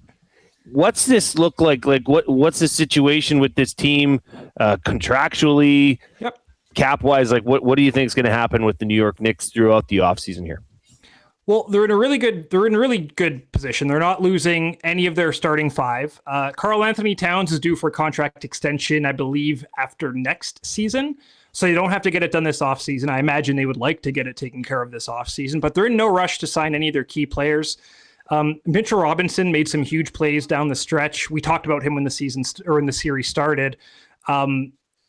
He's a backup center who clearly is limited, but can have an impact when he wants. I don't think they're going to be in a rush to sign him for $25 million. I think they'll let someone else do that. But I think I think this team is very close. I think they realize, like close as in they're a very tight group. I think they realize that the East is still kind of the same. I think Boston will be better next year, but I think the Pistons are here to stay. I think the Cavs are going to be good. The Pacers are going to be good next year. But I think, on Monday, June 15th, 2026, and the season's been over for 2 days, I think you can still say the Knicks are the class of the Eastern Conference. So I think they know what is ahead of them. And thankfully, the way this team was built, everyone's kind of locked up for the next couple of years. They don't have a ton of draft capital. They moved all that to acquire Mikal Bridges, but I think they're in a position where they can just run it back. They'll have to get a couple more bench pieces. There's a guy like Landry Shamet who's playing on a veteran's minimum who is going to get paid somewhere, and you don't really want to get in the way of a guy getting a life-changing contract. So if they can retool maybe their 8 through 10 rotation guys, that'll be their biggest moves they got to make. But Brunson's locked in. Towns is the least locked in for the next year. Bridges is here to stay. OG Anunoby is here to stay. So they're in really good shape moving forward. All right. Well, I'm happy for you. I'm happy for Josh. Like I bug you guys on air, and I told non-basketball fans that cheering for the Knicks would be like cheering for the Leafs because you can draw parallels between the two franchises. But I like being cheeky sometimes. I'm legitimately happy for you. I was a little stunned, like when you showed up in that much Knicks gear for the movie. I was like, wow, he never shuts it off. But good for you, and I'm happy for you and happy for Josh. So you got to experience this and the incredible way in which they did it. Hang on, before you leave, I mean, no, we got it. He has a question for you too. Majeau has a question for me. Yeah, but go ahead. Yeah, go ahead. Well, I have a question for you. Okay. Because what was the obsession day? Disclosure Day. Right. Session is the other movie. Disclosure Day. Yeah. Reid, I got the sense I didn't get to hear your full rundown. No, I did. Yeah, on Thursday. You were like, yeah, it was okay. It wasn't like mind blowing. Day. I did it on Friday. You were gone. That's what it was. Yeah, I'm thinking Obsession. Okay, Obsession was good. You thought it was It's fine. It's adequate. It's a good movie. I was not blown away by Disclosure Day. I thought it was uneven to the point of being slow at times. I still think because it was like 2.5 hours, wasn't it? 2:15, 2:20. Yeah. I mean, it wasn't boring. It wasn't like ever boring. I just Mark. It's a good movie, and there's nothing wrong with that. But if you want me to say, was it transcendent? Was it Spielberg's best? My answer would be no. Now I want to hear, what was your take? Was it similar to Reid's? No, I enjoyed it more than Reid. I'm not going to say it's one of Spielberg's best because Spielberg's best are like the greatest movies of all time. Like we're talking about Jaws, Jurassic Park, Saving Private Ryan, all that kind of stuff. But I enjoyed the evolution of Steven Spielberg making a movie about aliens. If you go back to 1977, he directed Close Encounters of the Third Kind. And I think that is a very optimistic view about life on other planets and how Earth would react if that were true. I also think E.T., which I think society, like no one really talks about E.T. anymore, but that was still a massive movie when it came out. I feel like that was an optimistic view of life on other planets and how the world would react. I feel like in the 50 years or 40, however long it's been since those movies, he's grown a little bit more pessimistic as to the thought about life on other planets. And I felt like Disclosure Day was an extremely pessimistic view of how society would handle. So I feel like, to sum it up, Disclosure Day is like if E.T. was made from the perspective of the U.S. government. It's not about this joyous, it's about how could we get our grubby little hands on this and make it worth our while. Yeah, we'll talk more about this next time we see each other in person too. I do like talking about it. Nate the Builder says, I did not like it at all. It was slow, kind of boring, and the end was a letdown, a waste of a lot of talent. So there you go. All right, what's your question for Jay? So I have a question for you, Jay. This is a parent question. So I have a daughter. She's 2.5 years old. She has a personality. She has likes and interests and stuff, but I'm hearing all these stories about Knicks fans. Like my parents weren't Knicks fans, so I kind of came to this on my own. I don't have that generational trauma that we're hearing a lot of over the last couple of days, but I'm curious. I want my daughter to be into sports, but I don't want to force her to like my teams. And I'm sure you came across this. You don't want to force your daughters to like all the stuff that you like. Mm-hmm. So I'm just curious, how does one approach that? I wanted to share that moment with her. She was still too young to understand what's going on, but is that something you came across? How you want to share your interest with your kids, but you don't want to force them to like it? Because I feel like if you force them to like it, they're going to hate it. Well, yeah, as you know, I'm a big Commanders guy, and our basement is full. They've been surrounded by Commanders memorabilia their whole lives. But I find, and especially for your daughter, you may have just hit the jackpot. Because if she's aware that the New York Knicks are the best team in basketball, kids are bandwagon jumpers. Like my daughter Rose is the biggest Kansas City Chiefs fan because they were good when she likes Patrick Mahomes, she likes Travis Kelce, like she just likes the Chiefs. Okay, so that she's kind of branded that into her own, but there's no question it came from success on the field. Okay, so. Like I said, this would be a great time to make sure that you and your daughter come Thursday, tune into the New York Knicks parade in downtown Manhattan and just say, choose whatever team you want to. But this team looks like they're good. This team looks like they've won. So you're saying I should keep her as far away from the New York Jets as possible, right? Just don't even tell her that they're a thing that exists. Yeah, that's a tough one. I mean, they do have a soft spot for the Commanders, no question. Like, okay, but it may not be their number one team. Like for whatever reason, my youngest, she was all in on the San Antonio Spurs. Like she loved the Spurs. She was, ticked off that they weren't able to get over and win the championship. But I don't know why she liked the Spurs. I should actually ask her, but she just totally loved the Spurs. Okay, that's very fair. It's something that I'm just cognizant of. I'm not even joking. I want her to have her own likes and interests. I just don't want to force my favorite teams on her. I heard you can't force your favorite teams on your kids, but you can maybe trick them into hating the teams that you hate. Oh yeah, so, our whole house hates the Cowboys. Okay, perfect. That's what I'm thinking. That's okay. We just dislike them all equally. Yes. So I think I might have to tell my daughter that the Red Sox like tortured Bluey or something like that, right? Like they did something horrible to Peppa the Pig yes. or Bluey, because that's important. She can't be a Red Sox fan, so I'll have to make up some story about that so it doesn't happen. Majeau, congratulations. It was great to go to the cinema with you last week. Of course, we'll be in touch. MCTV Podcast, a friend of Edmonton Sports Talk. I listen on iHeartRadio. You and Corey do a great job. We'll talk to you soon, my friend. Thanks for your time, boys. Appreciate it. Go Knicks. Marc Majeau on the Oil Country Towing video hotline. Had to have him on. You have give to. him a few victory laps. Give his victory lap. Knicks. Absolutely. What is it, the Larry O'Brien Trophy? Tis. Yeah.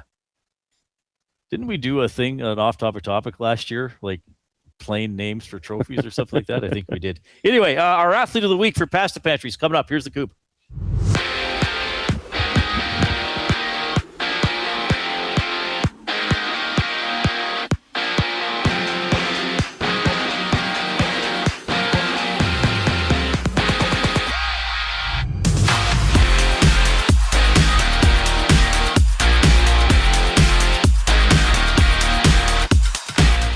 Sportsnet has reported that the NHL will officially open their investigation into Mike Babcock to determine if the veteran coach deserves any penalty for his time spent with the Blue Jackets in 2023. World Cup action.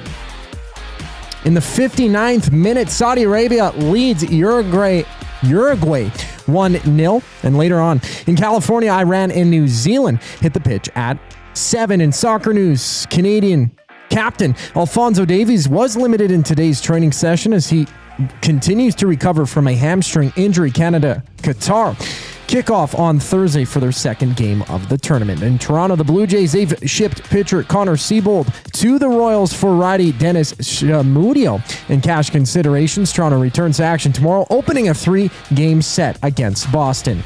Right now in the majors, trio of games are alive. Bottom third inning, Royals Nationals runless, and it's the Marlins down 1-0 to the Phillies midway through the third. We also see the Mets battling the Reds are knotted at zeros. Bottom first inning, and it's the Padres warming up to take on the Cardinals. To the hardwood, a trio of WNBA matchups on tap tonight. Las Vegas at Dallas for a 6 o'clock start. Later on, the Sparks and Valkyries hit the deck for the nightcap. This sports update is brought to you by the Ranch Golf Club. The Ranch Golf Club delivers premier conditions, top-notch service, and unmatched value every round. It's why they're Alberta's top choice for corporate golf events. Visit theranchgolf.com to find out more.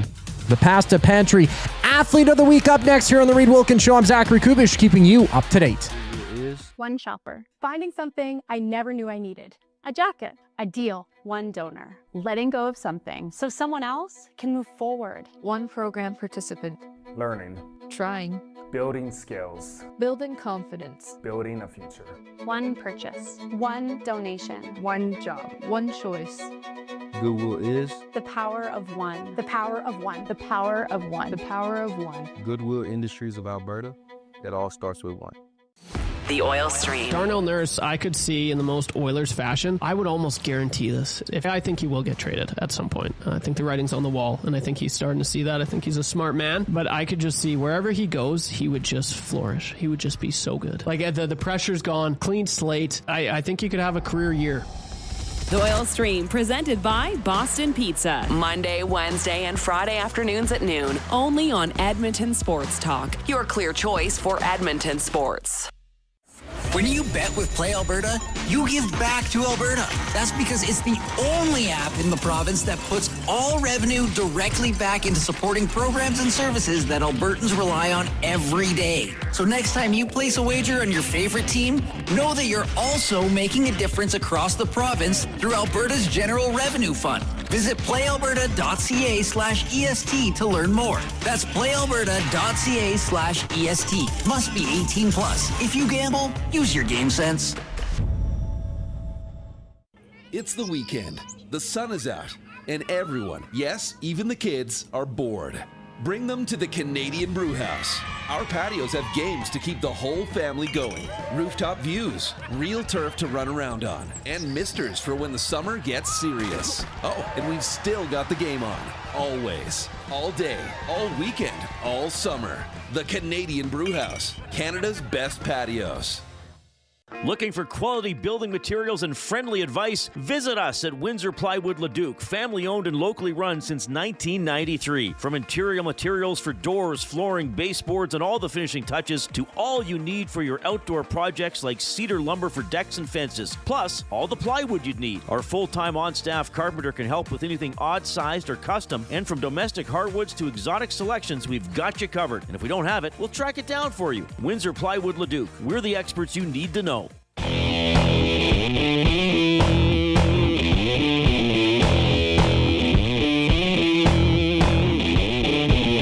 All right, portion for this hour presented by Lamley's, built for the job, made with quality craftsmanship and designed for job protection with cowboy-worthy durability. Lamley's workwear combines safety with all-day comfort, featuring brands like Ariat Work and Wrangler Rakes, designed to withstand tough conditions and deliver performance across every job site. Visit lamleys.com/work to see how Lamleys can make your workday better. LAMMLES. All right, Reid Wilkins, Jason Milne, live at the ranch today. We've been here all day since 6 a.m. The 30th annual Capital Care Foundation Charity Golf Classic was going on. Dusted did the Nielsen show from 6 to 9 and then played in it. I think he played his own ball. I think he was 37 under. Him and Kim Jong-un, like the only, was it Kim Jong-un or Kim Jong-il? Whichever one was the previous leader. They said he shot 21. Like, just imagine like the propaganda guys. We need a golf score for him. Well, 18. No one will believe that. 21. Yeah. Only a double eagle on 3 of the par 5s. I mean, you can't ace every hole. You can't ace the 557 yard. That means anyway. Just a thought there. Elks home to the Owls Saturday 2 p.m. The Commonwealth Stadium Green and Gold kickoff show is at 1 o'clock with Matt and Milne, and then they're on after the game as well. So we'll have special programming for you coming up on Saturday. We are going to get to our Pasta Pantry Athlete of the Week. Pasta Pantry for over 30 years in Sherwood Park. Pasta Pantry serving hot, delicious comfort food made right in their kitchen. They do it fast so you can slow down. And don't forget about the family atmosphere. When you go to Pasta Pantry, you are one of the family. Check them out in Sherwood Park, your home of the pregame meal. All right. I'm pleased to have this young lady join here, the Reid Wilkins Show, the Pasta Pantry Athlete of the Week, Jade Nanny. Jade, how are you doing? How are you? Oh, we're doing great. Okay. I've had the pleasure of watching you play basketball anyhow for a few years anyhow. And now you currently play on, well, you just finished up Junior Pandas, which is U15 Junior Pandas. You've made the U15 Team Alberta basketball team as well, correct? Yes. And I'm lucky because my daughter plays on both those teams. So nice. I get to watch Jade play a lot. But I want to introduce you to everybody else as well, Jade. So how old are you, Jade, and what school do you currently attend? I'm 13 years old, and I attend St. Cecilia Junior High School. St. Cecilia. Okay. Used to have battles with St. Cecilia back in the day. They had an exceptional volleyball team. Now, Jade, you mentioned that you're 13 years old. Yes. How tall are you, Jade? I'm 6'5". Sorry, Jade, can you say that again? It sounded like you said you're 6'5". Yep, I'm 6'5". 6'5". Oh my goodness. 13 years old. I mean, it's just incredible to see you out on the court. Like, the visual. Yeah. I mean, it's just like Jade stands out head and shoulders above everybody else, but she's still 13. I mean, it's like, it's incredible. And I've really loved watching your skill level grow, because I have to imagine, Jade, like, have you always been the tallest kid in your class? Yeah, definitely throughout kindergarten to right now. I've definitely always been the tallest.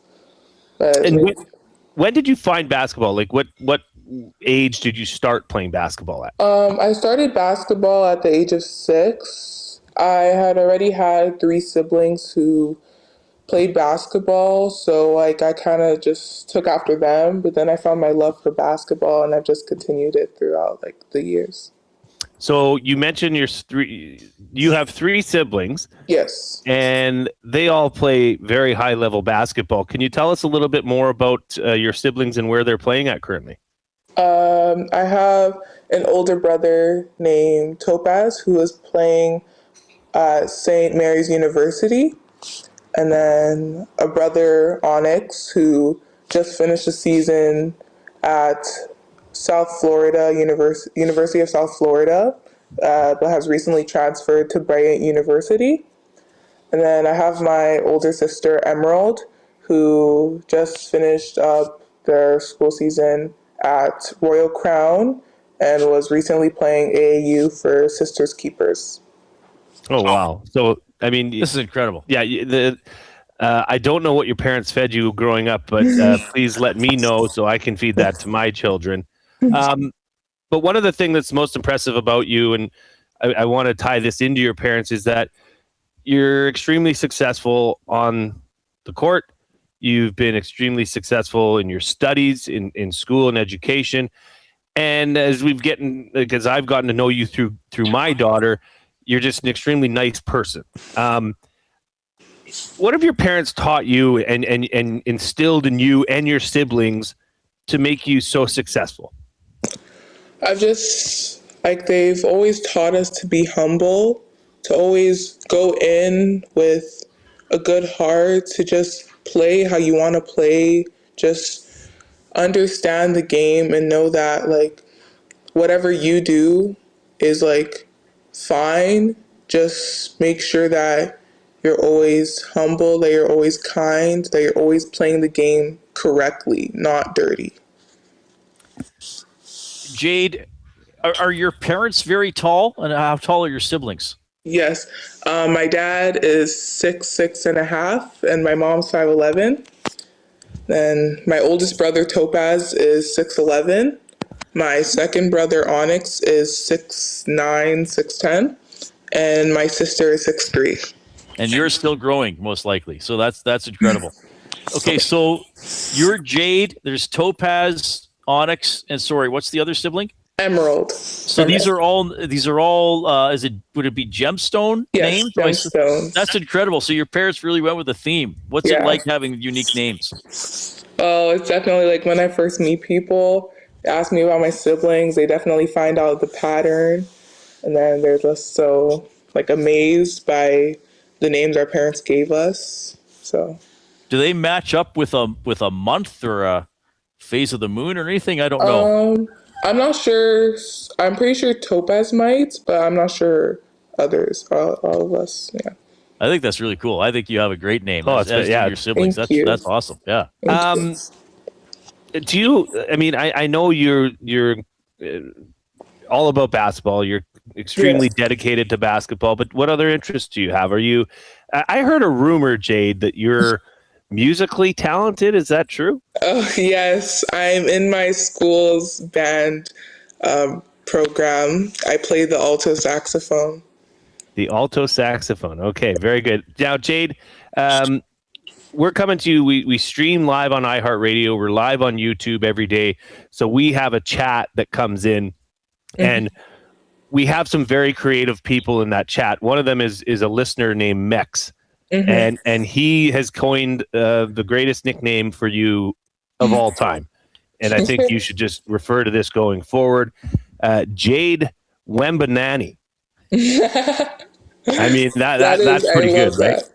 All right. So your siblings, they're playing at the heights of their sport, South Florida, Team Canada. I mean, what's your goals, Jade? How far do you want this basketball journey to go? I just hope that after Team Alberta, I'll find a good prep school to go to, and then I'll be able to make it to Team Canada, and then D1, and then hopefully the WNBA. Well, amazing. That's awesome. And good on you for having those goals. I'm a big believer, and obviously you are too. You need to put those things out there in the universe for them to happen. So put it on your vision board. It's on our vision board for you, Jade. Thank you. When you do get to the WNBA, don't forget us little guys, okay? Make sure you make time for us. Yeah, we still want to do interviews. Yeah. We'll keep in touch with you and keep tabs on you. Jade, you exemplify why we do the Pass the Pantry Athlete of the Week. So congrats to you. You've won a $25 gift certificate to the Pass the Pantry in Sherwood Park. Thank you. Maybe that'll feed you. Maybe that won't. I don't know how big of an eater are you, but you've got a lot of body to fill. So, and you get a custom Pass the Pantry Athlete of the Week hat. So that's not too bad. Thank you. Thank you. All right, that's Jade Nanny, 13-year-old, 6'7" basketball phenom. That's your Pass the Pantry Athlete of the Week. Jade, thanks for checking in with us. Thank you. Yeah, incredible story. You're right. That's why we do this segment. Remember that name. It's certainly a very athletic family with, like she said, her siblings are doing some incredible things in the sport as well. If you would like to nominate somebody to be the Pass the Pantry Athlete of the Week, you can email jay@edmontonsportstalk.com, reid@edmontonsportstalk.com. You can go on the station website, edmontonsportstalk.com, look for the submission form and send it in. We've got some people that way. As we say, and we've been doing this over a year now, the large majority of our athletes of the week have been listener submitted. Mm-hmm. Now you got to say like, hey, here's what you can't just say like, interview Dale, he's my buddy. Like you got to like give us some context, give us a little bit of meat, but we'll definitely look into it. And we love doing that segment. And Jade's an incredible story for sure. You can also text us at 780-218-9999. That is the River Cree Resort and Casino inbox. How about the shows they got coming up here? June 25th, Honeymoon Suite. Yeah. New Girl Now. July 2nd, Gowan. What's his song? Strange Kilty. Animal. Criminal Mind. What's Strange Animal? You're a strange animal. Oh, right. That's what I know. No. And doesn't he wear a kilt? Yes, I believe he does. Okay. We got the Ziggy Marley Brightside Tour, July 5th. David Lee Roth, July 10th. David Lee Roth. Too bad we don't have the sound effect.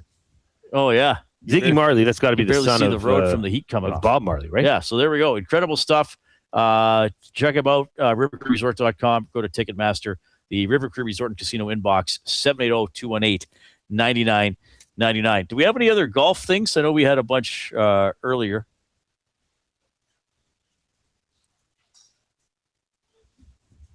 This came in from Ryan. Off-topic topic. I generally don't care about music on the course, but the group in front of me was blaring Korn, which was odd and disturbing. Yeah, now it's pretty easy to listen to music on the course. I mean, do golf carts even have Bluetooth speakers in them now? But I've seen people, the little Bluetooth speakers, like they clip them right on their bag. If you're playing it so that it's basically in your sphere, I'm fine with it. Sure. Even if I'm in your group and I can hear it a little bit, I'm not going to be like, oh, I can't hit. Trust me, I can hit. Want it to be. I'm not a pro, but if you're obnoxiously blaring it, where, like, look, if you and I are in a golf cart, and Jablonski and Boogerton are in the other golf cart, and they say, hey, we got to listen to our music. Yeah. Hey guys, that's fine. And if you and I are on the other side of the fairway and we're having trouble having a conversation because their music is so loud, that's not cool. No. Yeah, you got to keep it to a certain level. Yeah, and like I said, a couple summers ago, I went golfing with a friend. We got put with two singles, an older gentleman and a woman probably around 30. They didn't know each other either. And the woman said, hey, I like to play a little bit of music. Are you guys fine with that? And I was like, yeah, I don't care. My friend was like, yeah, I don't care. And she played it. I didn't even notice it was on half the time, unless I was within probably 10 yards of her. So right. yeah, that's cool. Yeah. I mean, if that's part of your day, but yeah, doing like the big portable bleed speaker, walking boom, around boom, with like boom. with a big boombox on your shoulder, no bueno. like we used to in high school back in Evansburg. Couple things here. Dave in Section T says, how do those girls feel about Calgary U Sports teams? I can tell you this, because my daughter, as I mentioned, played on the same team as Jade, the U15 Junior Pandas, who made it to, they have this league. It's called the Pebble League. Okay. So I don't know what, is it Prairie Elite Basketball League? Maybe. I don't know. I'm not sure. But it's all the Canada West teams. Okay. They play against each other. They have 4 tournaments, Regina, Saskatoon, Calgary, and then they capped it off in Edmonton. And they play these random, 3 games every tournament. And then at the end, they have a playoff. Okay. So the 2 weekends ago in Edmonton was the playoff. The Junior Pandas ended up playing the Calgary team, which was under the Mount Royal banner. And man, was that intense. Like Jade, the Pats Pantry athlete of the week, I think she grew exponentially in that game. Right. Because Calgary was rough. Calgary was taking it to them, but she took on Calgary's best player in the post and caused her to take a technical out of frustration. Yeah, that's awesome. And you just saw so much growth in that game. They were down massive in the first quarter. They came back to either tie or within 2. Like, it was an incredible game. Right. And then Calgary kind of took off a little bit at the end, but it was still a single-digit loss, but it was just an incredible game. Spency 5 Cents, he says, Reid played his boombox so loud in Evansburg you could hear it all the way in Entwistle. That's a good point. All right, 780-218-9999, River Cree Resort and Casino inbox. In YouTube, give us a thumbs up if you haven't already. Let's see if we can push over 100 here at the end. We got words of the day for EPL coming up.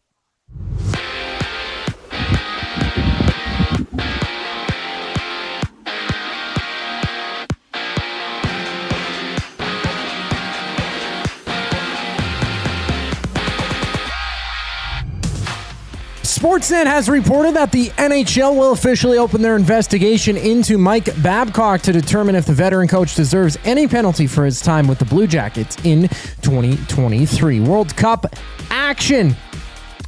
Saudi Arabia up 1-0 on Uruguay in the 79th minute of play, and later on, Iran and New Zealand hit the pitch at 7 o'clock. In Canadian soccer news, captain Alphonso Davies was limited in today's training session as he recovers from a hamstring injury.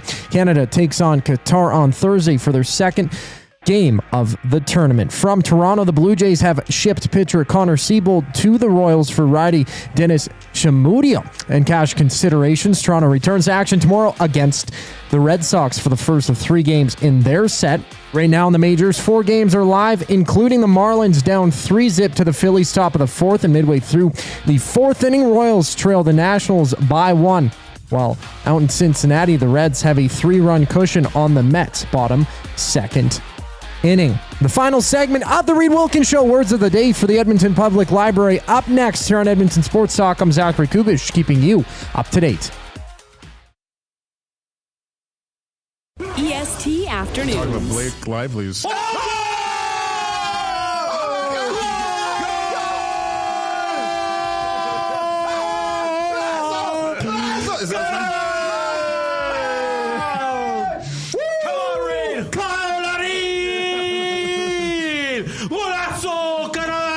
EST Afternoons, weekday afternoons 1 to 3, only on Edmonton Sports Talk, your clear choice for Edmonton sports. At Firehouse Subs, our subs are freshly toasted, stacked high, and crafted to satisfy. Each sub is piled high with premium meats, melty cheese, and toasted to perfection. Firehouse Subs brings bold flavor to every bite, all served on a freshly toasted roll. But we're not just feeding Edmonton, we're fueling it. Dig into the brisket hat trick, piled with slow-smoked brisket and melty cheese. Or go to the Firehouse Subs fan favorite, the Hook and Ladder. Made to order with smoked turkey, honey ham, and Monterey Jack cheese on a perfectly toasted roll. With 15 Firehouse Sub locations across Edmonton and the greater area, it's easy to grab a hot and hearty sub close to home. Firehouse Subs. Hot, hearty, made to satisfy. Celebrating the 40th anniversary of its groundbreaking release, Strange Animal. River Cree Resort and Casino and K97 proudly present a very special evening with Gowan, live playing his chart-topping classics from this iconic 80s album and more. Gowan's Strange Animal 40th Anniversary Tour, July 2nd in the venue. Tickets at rivercreeresort.com. River Cree Resort and Casino. Excitement. Bet on it. Hi there. If you're like me, you like to picture yourself in luxury, even though there's absolutely no way you could afford it. And if you can, well, even better. Thankfully, I picture myself in something that is luxury, but still absolutely affordable, like the all-new Mazda CX-90 from Park Mazda. With the new luxury features like facial recognition settings and quilted detail Napa leather seating, I can pretend to be comfortable with all of my proper settings activated without even touching the button, thanks to Mitch Lewicki and the great staff at Park Mazda. I like to picture Mitch Lewicki as a ninja fighting off evil samurai. Park Mazda, your dealer for life in Sherwood Park off Y Road, parkmazda.ca. Your brand deserves more than just a whisper, it deserves a buzz. At the Hive Product Marketing, they specialize in promotional products that bring the buzz. From eye-catching giveaways to unforgettable keepsakes, they got the perfect products to make your brand stand out and get noticed. Visit the Hive Product Marketing and let them create the buzz your business deserves. The Hive Product Marketing, the official merch partner of Edmonton Sports Talk. Visit them online at thehiveproductmarketing.com. Looking for a winning strategy for your retirement? Contact me, Joaquin Gage at K4 Financial, where expertise meets dedication. I will always look for a careful approach to your retirement, ensuring your financial future is secure. From tailored strategies to clear, actionable advice, I'm here to guide you every step of the way. Don't leave your future to chance. Get in touch with me, Joaquin Gage, today at k4financial.ca or email joaquin.gage@k4financial.ca to start planning for a brighter future and a more secure retirement. All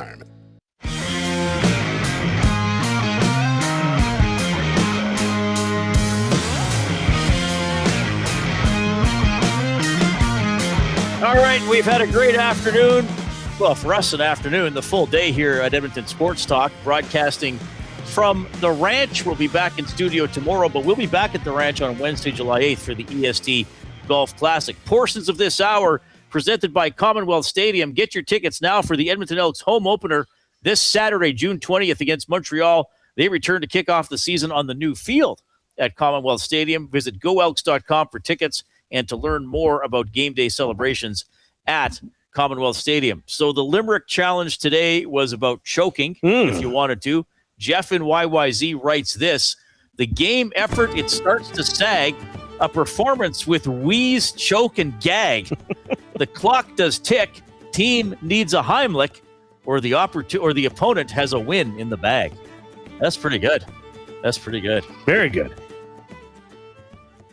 780-218-9999 is how you text us, the River Cree Resort and Casino inbox. EST presented by Play Alberta. One more time, Jay's play of the day. Still got an hour to get in on it. Yeah, Iran v. New Zealand World Cup evening action. Under 1.5 goals, Reid. It's a real for the. I can't believe you're doing this. It's a footy special. This is unbelievable. It's a footy special. You're taking the under. Why You're not? Cheering for no goals. Cheering for nothing. So you're not. I guess you should say that you're not cheering for no action. No, I'm cheering for a highly 15. Maybe there'll be 7 missed penalty kicks. Defensive brouhaha. Man, this stinks. It's pouring here. Is it just starting to rain? Just starting to pour, and I'm supposed to have a flag football practice tonight, and then we're going to probably have to cancel. I didn't even notice it started. Is this petrichor? This is petrichor, yes. The smell of the fresh smell of fresh air, but wasn't it after maybe almost like a drought? Oh, maybe. Oh, yeah, okay. All right, speaking of petrichor, let's get to our words of the day for the Edmonton Public Library. Gather a team of fellow detectives and head to the Stanley A. Milner Library on Saturday, July 25th for Locked Library, The Bookcase, an after-hours escape room adventure. Whether you're a puzzle pro or just looking for a one-of-a-kind night out, Locked Library offers suspense and unforgettable fun in one of Edmonton's most iconic spaces. Tickets now available for this library fundraiser at epl.ca/Locked Library. Early bird pricing ends on June 30th. The word of the day with Reid and Jay. Oh, I'm sorry. Did I break your concentration? What do they got to say? Say what again? Say what again? I dare you. Let's find out. English, do you speak it? Then you know what I'm saying. Well, it's really picking up here, Reid. It's really starting to get a little testy out there. Yeah. We might have to pull your car up to the near. Oh, yeah, we got to load up. Yeah. Okay, this is Words of the Day, a Bootski edition number 35. All right. First word of the day, matriculate. Matriculate. All right, matriculate. MATRICULATE. Correct. And I believe this means, I don't think it's exactly the same as graduation, but I do believe it's to complete an academic process. Correct. He matriculated, Jablonski matriculated on his 4th try. So in basketball strategy. To formally enroll in a college or university, typically as a candidate for a degree, and then he added, people often confuse the words matriculate and graduate. Okay, but so even though they have different meanings. So matriculate does not imply completion, though. It's enrollment. So I was wrong. 0.5. I said 0.5 for you saying that they. Yeah, it's not. I said it wasn't graduation. But I did say it was the 0.75. I did say it was the completion of an academic process. 1.75. Well, maybe a Bootski will have to roll. That's the final score. 1.75 out of 2. Second word. Voluble. You could matriculate and be quite poorly at that subject, though. You could just be failing it. But you matriculated well. Right. Okay. Second word of the day. Voluble. Voluble. Voluble. Voluble. V-O-L-U-B-L-E. Correct. Voluble. Oh, what does this mean? I think I used to know what this means.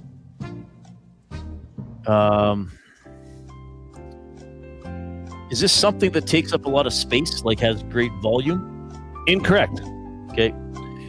The sentence is pretty much every member of EST could be described as voluble while on air.